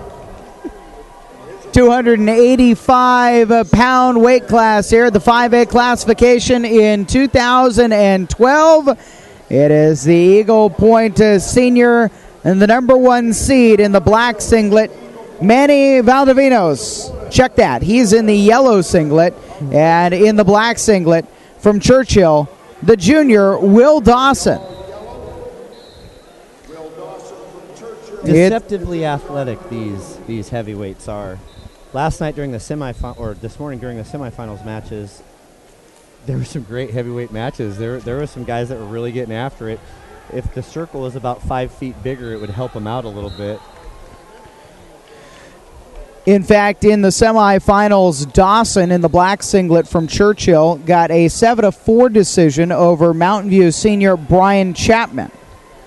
And so Dawson, the junior, taking on the senior Manny Valdivinos.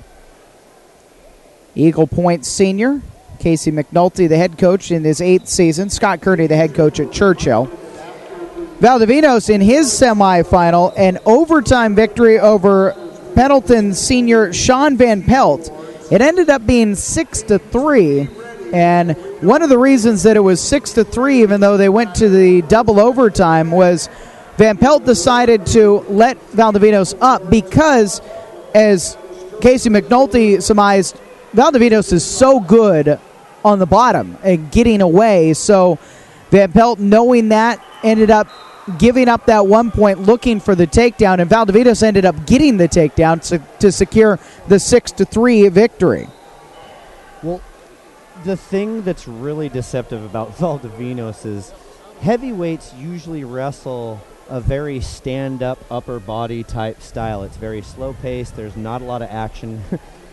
Valdivinos wrestles like Joey Delgado. He's trying single leg shots. He's throwing underhooks by. He's in on a shot again. This is the second shot that he's been on. Heavyweights never shoot. Now he's got 6 seconds left here to hit this one. They'll come out, and so back to the center circle. Just 5 seconds left here in the first round.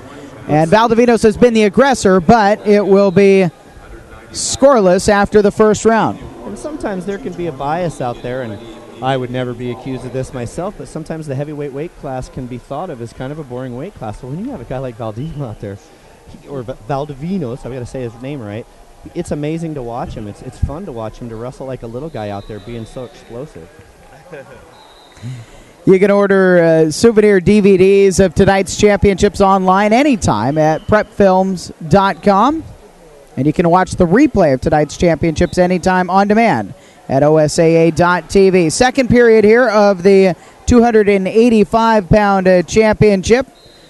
Manny Valdivinos of Eagle Point, the number 1 seed, and Will Dawson, the junior from Churchill. It doesn't seem like Dawson's as afraid of Valdivinos' bottom wrestling as the Pendleton wrestler was in the semis. In fact, Valdivinos can't even build a base. He can't even get up to his hands and knees right now. Dawson really putting a lot of weight on his hips.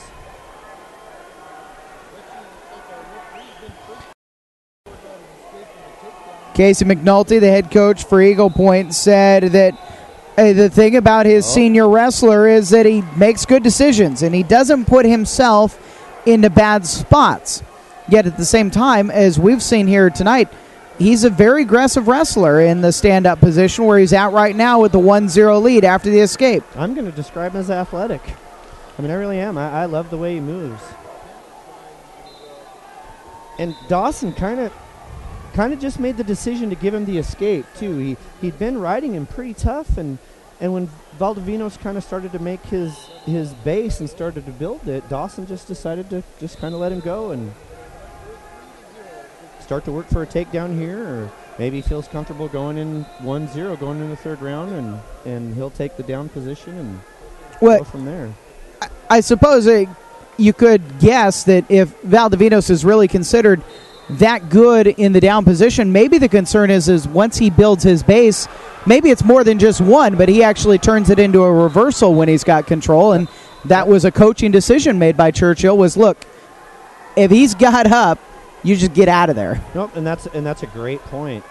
And maybe he just feels like he can wear him down on his feet also. A lot of it comes down to where kids feel comfortable. He had rode him as long as he kept him flat, but like you said, when he came up to his base, maybe he just didn't feel comfortable anymore. Maybe he did know something about an arm roll or something that Valdivinos does, and he's willing to take the risk and work for a takedown. 20 seconds left, 21 seconds left here in the second period. Valdivinos with the 1-0 lead with the escape in this round. It helps knowing that he has a third round where he can choose down to tie it up. So that's one of the reasons why he probably made that decision. But I suppose that does come back to another point, is that there's more than just, okay, this is my next guy, I'll go out there and see him. there's a lot of pre-planning that goes into these matches, and these days there's a lot of video that's taken of the other matches, and you watch the other guy. One of the reasons that the OSAA has the semifinals matches together and they will not start the next weight class until both semifinals matches are over with is because they don't want other coaches to have an advantage scouting another opponent. Now, if something happens and there's a fall or a natural break, then that's the way it is. But wrestling has now advanced to the point that, yes, there are scouting reports on wrestlers. Maybe not. Kids aren't sitting down and watching a ton of film. They may watch film of former matches and different things like that, but coaches definitely take notes and pay attention to what other wrestlers' strengths are. Dawson looking for the escape here in the third period, 1:47 on the clock. Will Dawson, the junior from Churchill. Manny Valdivinos, the senior from Eagle Point, and Valdivinos has the advantage, but now it's tied at 1. Wow. Valdivinos called for locking hands. Yeah, the referee obviously saw that would have been a really awkward position for him to have locked hands. Now he's put himself at the disadvantage. He's behind by 1. He's got to be the aggressor. 1:25 left here in the third period.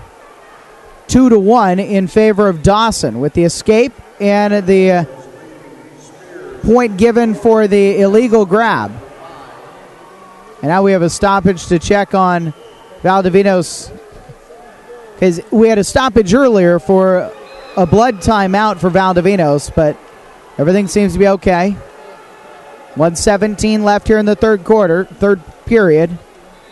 2-1, Will Dawson in the black singlet. Both wrestlers just pummeling for position right now. Dawson actually makes a little bit of an attack. Probably didn't really sell out on it. He knows he doesn't need to score right now, but it looks good for him attacking, going out of bounds. He's got to stay aggressive, though. 1:04 left in the third period. The thing he doesn't want is for a stall point to go up against him here. So he's continuing to aggress against Valdivinos. He's got to make sure he doesn't end up underneath Valdivinos in that front headlock position, because I got a feeling Valdivinos wants him there. 45 seconds left here in the third period. That is so quick for a big guy like that to get under the legs. Valdivinos, the senior from Eagle Point, and Dawson, the junior from Churchill, here in 2012, battling out for the 285-pound championship. 30 seconds left. Dawson up 2-1. Yeah, Dawson, 1-point lead. He is still kind of being aggressive and not, I wouldn't say taking huge risks, but he's putting himself in a little bit of a disadvantage by his positioning. Now 25 seconds left. Guess the referee's talking to him about clashing heads in there. That must have been what that was all about. Oh. Dawson takes a shot there. Don't want to disagree with you, but actually I think Valdivinos actually snapped him more, and Dawson just continued in on the legs because that was his best defense at that point. Oh, wow. Valdivinos again. He's got 10 seconds left. Down 2-1. He's gonna give it a shot. He's not gonna stand there and wait for the time to run out. Oh, goodness gracious. 2 seconds left. 1, and now Will Dawson is the champion at 285 pounds. Anguish for Valdivinos as he lays on his back on the mat. But Will Dawson is your champion at 285 pounds, the junior winning 2-1. Yeah, and Dallas, being our eventual team state champions, they did to Hermiston this year what Hermiston did to Crater in 2001 and stopping a string of state championships. I'm pretty sure that Coach Kurt Berger in 2001 had circled the calendar and said this is the year we get him, and it seems like that has now come back to happen to him with Coach Olaf. Congratulations to the Dallas Dragons. They had a great tournament. And congratulations here to Will Dawson, 285 champion. We're going to take a break. We'll come back and we will have a few more podium presentations, team awards as well from Veterans Memorial Coliseum. But Will Dawson of Churchill is the 285-pound champion on OSAA.TV. One Saturday night, someone went through town slashing tires. Sunday morning, one of Andy Spencer's customers at Les Schwab went to Andy's house to see if he could help. You got it. Andy got in his truck and drove up and down the streets, helping anyone who needed it. He worked at it pretty hard most of the day. That's all of them. Andy didn't tell anybody no. He really went above and beyond his duties as a manager and a neighbor. I'm James Hamilton, and that's my Les Schwab story. Les Schwab, doing the right thing since 1952. In third place from Lakeview, Tony Frank. In second place from San Diego Christian, Cody Monzi. And a giant happy birthday to your 195-pound state champion from Nissa, Sebastian Sanchez. Your 4A placers, Matt 2. In sixth place from North Bank, Zach Olander. In fifth place from Banks, Bubba Brown. In fourth place from Henley, Drake Dow. In third place from State, Mitch Kinsey. Second place from Sweet Home, Wade Hollis. Your 4A 195-pound state champion from Sutherland, Bo Roth. 5A state placers on that one. In sixth place from Sandy. And now some 5A state placers. Taking a look at 195 pounds in sixth place, Sandy sophomore Jeremy Funk, Ryan Juergens, the sophomore from Sherwood. In fourth place, Trevor Roberts, a junior from Mountain View. In third place, a sophomore from Ashland, Mason Montgomery. Second place was Jackson Soto, the sophomore from West Albany, and Brian Wojon, the senior from Wilson, is your state champion at 195 pounds here in 2012 at the 5A classification. Take a look at those wrestlers there at 195. They'll usher them out. The 220s will come in, and we'll put some trophies on them as well as we continue our coverage here from Veterans Memorial Coliseum on OSAA.tv. If you've stopped saving, let us help you start. Savings today and rewards tomorrow from U.S. Bank. Save a little every week with every purchase, every paycheck. Watch your savings grow. When you reach $1,000, you'll earn a $50 rewards Visa card. Earn another $50 when you keep it for a year. Save for a wedding day, a family, or your house. Just start. All of us serving you. U.S. Bank. Please take your places in the chairs opposite your man. Or wait. 220-pound state place finishers. Please Should you just stay where he is? Coach in Oregon, Yeah, so I got competitive. Eric, stay where you are. I'm sorry. All right. Two more weight classes. So,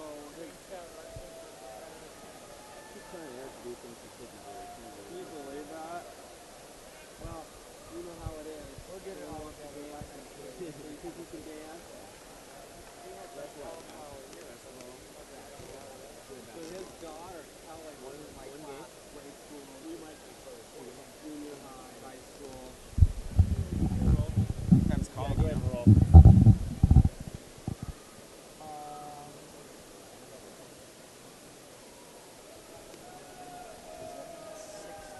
Is that next Saturday you guys already talked about? Maybe I'll put it in the brain cell. I gotta be a 10 minute goal.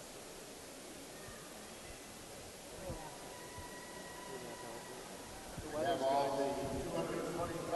Just hope it doesn't snow in Hood River. Yeah. Great. This is what you want to do driving down the gorge and it's ice and snow.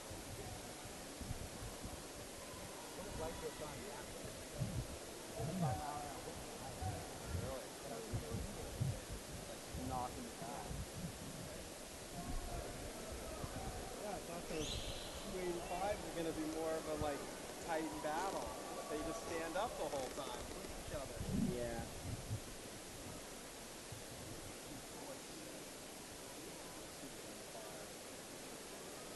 Like now, uphill beard side.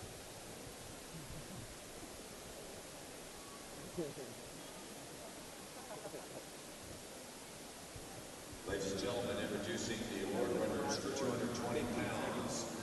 Mat number 2, the 4A winners. In 6th place from Ontario, Gabriel Gonzalez. In 5th place from Elvira, Andrew Piper. In 4th place from Mazama, Trevor Dara. In 3rd place from Cascade, Dustin Johnson. In 2nd place from Sayuswa, Sunny Tatua. And your 4A 220-pound state champion from Madras, Travis Williams. On that one, the 5A placers in 6th place from Cleveland, Andy Morrison. 5A placers at 220 pounds in 2012, and in 6th place it was Andy Morrison, the senior from Cleveland, who defeated the sophomore from Dallas, Riley Sipe. 4th place, Caden Olson, a senior from Summit. 3rd place, Juan Carlos Hernandez, a junior from Hood River Valley. 2nd place, Steely Smith, a sophomore from West Albany. And Ben Rabishki, the senior from Dallas, your state champion here in 2012 at 220 pounds. Remember, you can order your souvenir DVDs of tonight's championships online anytime. Log on to prepfilms.com, and you can watch the replay of tonight's championships anytime on demand at OSAA.tv. Still need to honor the 285-pound weight class and your team champions here tonight before we wrap things up from Veterans Memorial Coliseum. And we're taking a look at it here this evening on OSAA.tv.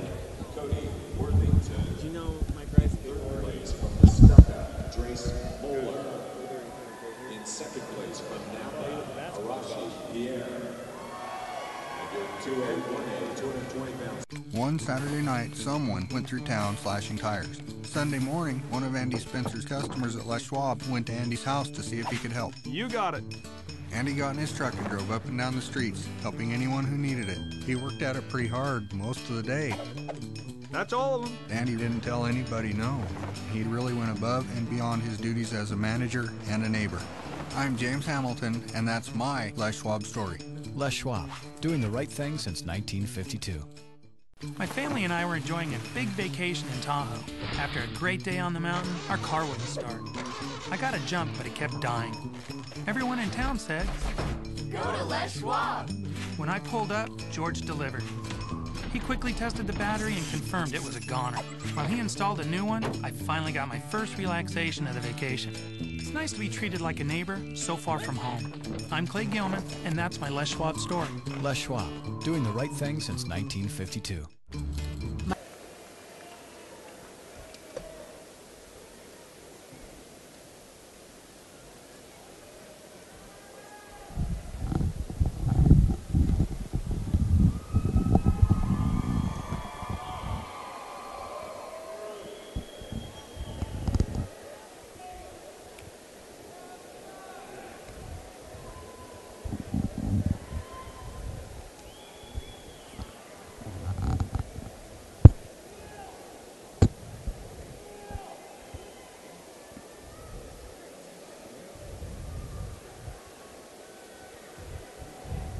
Once again, we need all of the 285-pound state place winners to the awards area, please.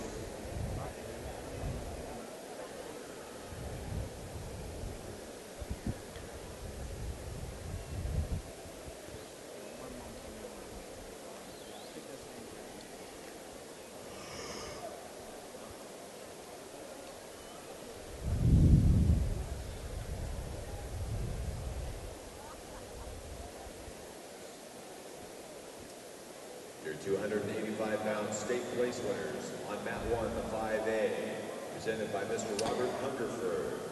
And Robert Hungerford will award the 285-pound place winners here in 2012. 6th place, Brian Chapman, a senior from Mountain View High School. 5th place, Sean Van Pelt, a senior from Pendleton. Cody Jancy, a senior from Springfield, in 4th place. beaten by P.J. Schubert, a sophomore from Pendleton. Manny Valdevitos, the Eagle Point senior, finishes in second place. Will Dawson, the junior from Churchill, finishes as champion in 2012 at 285 pounds. We'll honor the team placers here coming up as we continue our coverage from Veterans Memorial Coliseum on OSAA.tv. In fourth place from Aloha, Michael Kluge. In third place from Oregon City, Jared Grosjean. Yeah, let's go wide. In second place, I'm not gonna. I ran so many commercials. These people who are watching this are probably like so sick of watching Westlaw commercials. From Roseburg, Mark Randall. The 2A1A place winners on mat 4, presented by Mr. Masamayaki. In fourth place from Monroe, Zach Bowman. In third place from Gilchrist, Brad Toombs. Second place from Riddle, Jacob Jeffries. And your 2A1A 285-pound state champion from Sile, Josh Parasu.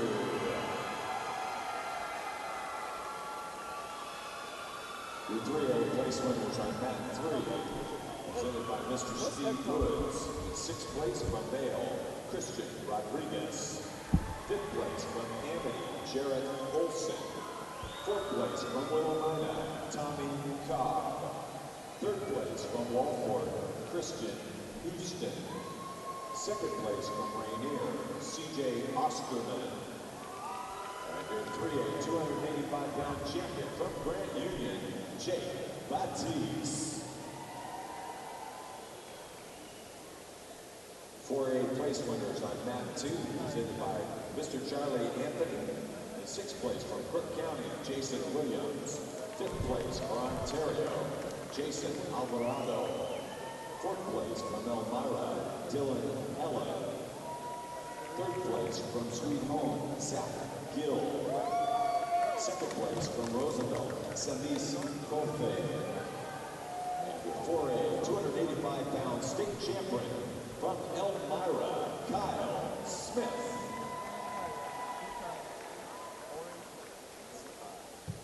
The OSAA and ODS are proud to recognize the top wrestler in each classification as the ODS Athlete of the Meet. In the 2A1A division, the Athlete of the Meet, Quinn Johnston of Gold Beach. In the 3A division, Walker Gamewood of Blythe. In the 4A division, Zach Presser of Henley. In the 5A, Zach Brunson of Churchill. And in the 6A, Nick Doherty of Barlow High School. Thanks to ODS for sponsoring this program. ODS, where health happens.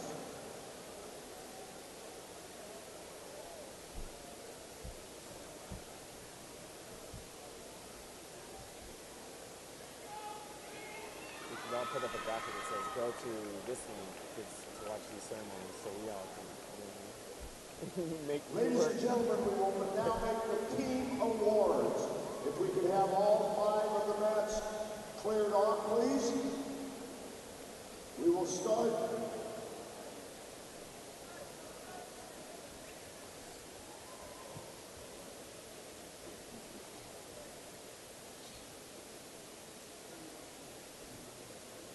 We will start on mat 5 with the 6A 4th place awards. Could we have, please, Sprague High School take the center of the mat with 95 points. Sprague in 4th place.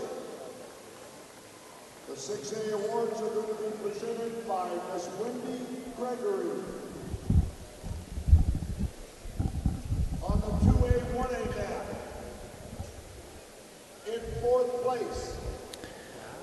Trophy awards being presented now at the Veterans Memorial Coliseum.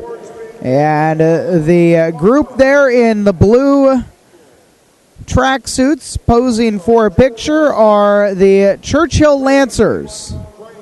Head coach Scott Kearney and his crew. They had more wrestlers in the championship round than anybody and have vaulted them up into fourth place. It included runner-up at 126 pounds, Houston Izell. The Churchill Lancers also saw Joe Potts win the state championship at 145 pounds. Scott Kearney at 152 pounds finished as the runner-up. Zach Brunson, who was just announced as the 5A Wrestler of the Tournament, won the championship at 170 pounds. And for Brunson, the senior from Churchill High School, he finishes his high school career with 4 state championships. One of those honors that doesn't happen that often. It did happen a trio of times this year, twice in the 5A classification. With 122.5 points, the Churchill Lancers received their award. So Brunson at 170 pounds wins the state championship for Churchill, and then Will Dawson, the 285-pound junior, capped things off for the Churchill Lancers. They had 5 in the state championship matches tonight and come away with a handful of individual titles to go along with their 4th place team trophy. The Churchill Lancers here. And if you want to see how they got there, you can order souvenir DVDs of tonight's championships online anytime at prepfilms.com. If you want to know what's going on the other mats, just click over to any of the other windows on OSAA.tv. All 5 championship mats are being carried live, so you could really essentially watch every team get their trophies here tonight. But the Churchill Lancers are the first team out there in 4th place here in 2012.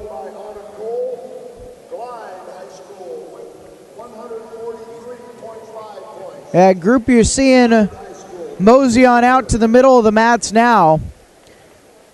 This is a program that has 6 state titles to their name. Until 2012, they had won every state championship that had been awarded in the 5A classification. The Hermiston Bulldogs finish in 3rd place. They had 4 wrestlers, second most here in the championship round tonight. Isaac Aguilar finished in 2nd place. Then they had 3 champions at 132 pounds. The sophomore Tyler Berger at 138 pounds. Joey Delgado win his 4th consecutive state championship, one of 2 in the 5A classification, to win 4 titles. And at 152 pounds, Abraham Rodriguez, the Hermiston Bulldogs, 3rd place in 2012 at the 5A classification. They've been champions for the last 5 years. This will be a little bit of a different feeling, but there's no shame in 3rd place for the 2012 Hermiston Bulldogs. Kurt Berger, the 21-year head coach, who is just coming into frame now, is going to be retiring from his position as head man at Hermiston High School at the conclusion of this season after his 21 years.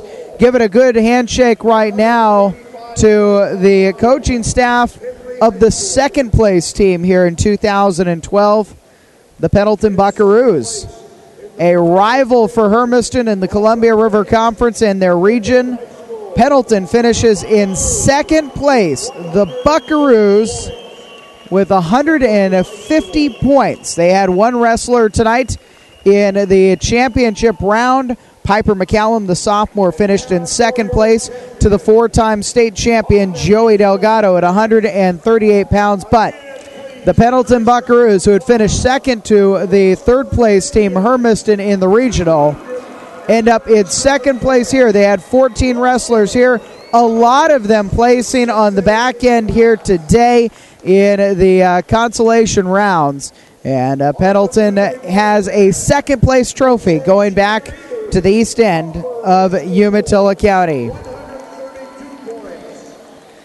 And that leaves just one team left, your state champion in 2012.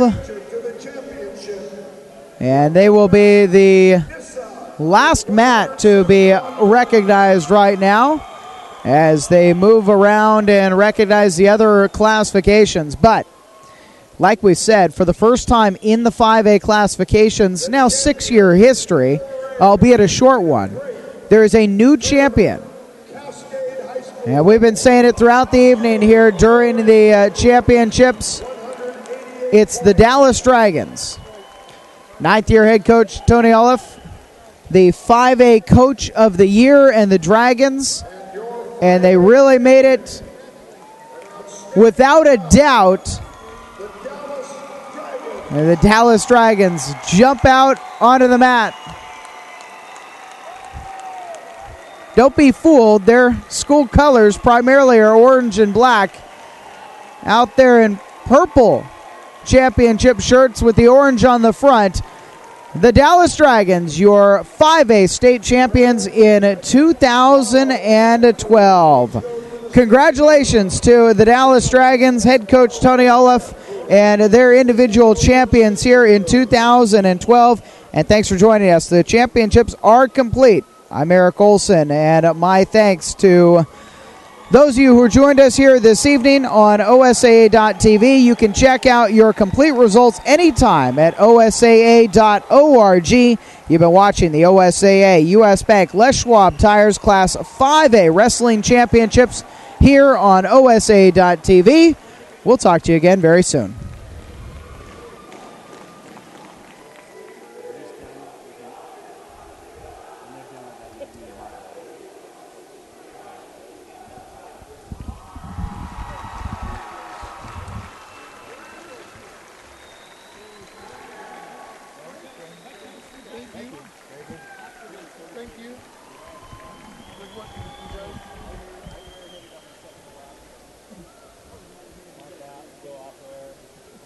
I'm pulling wide.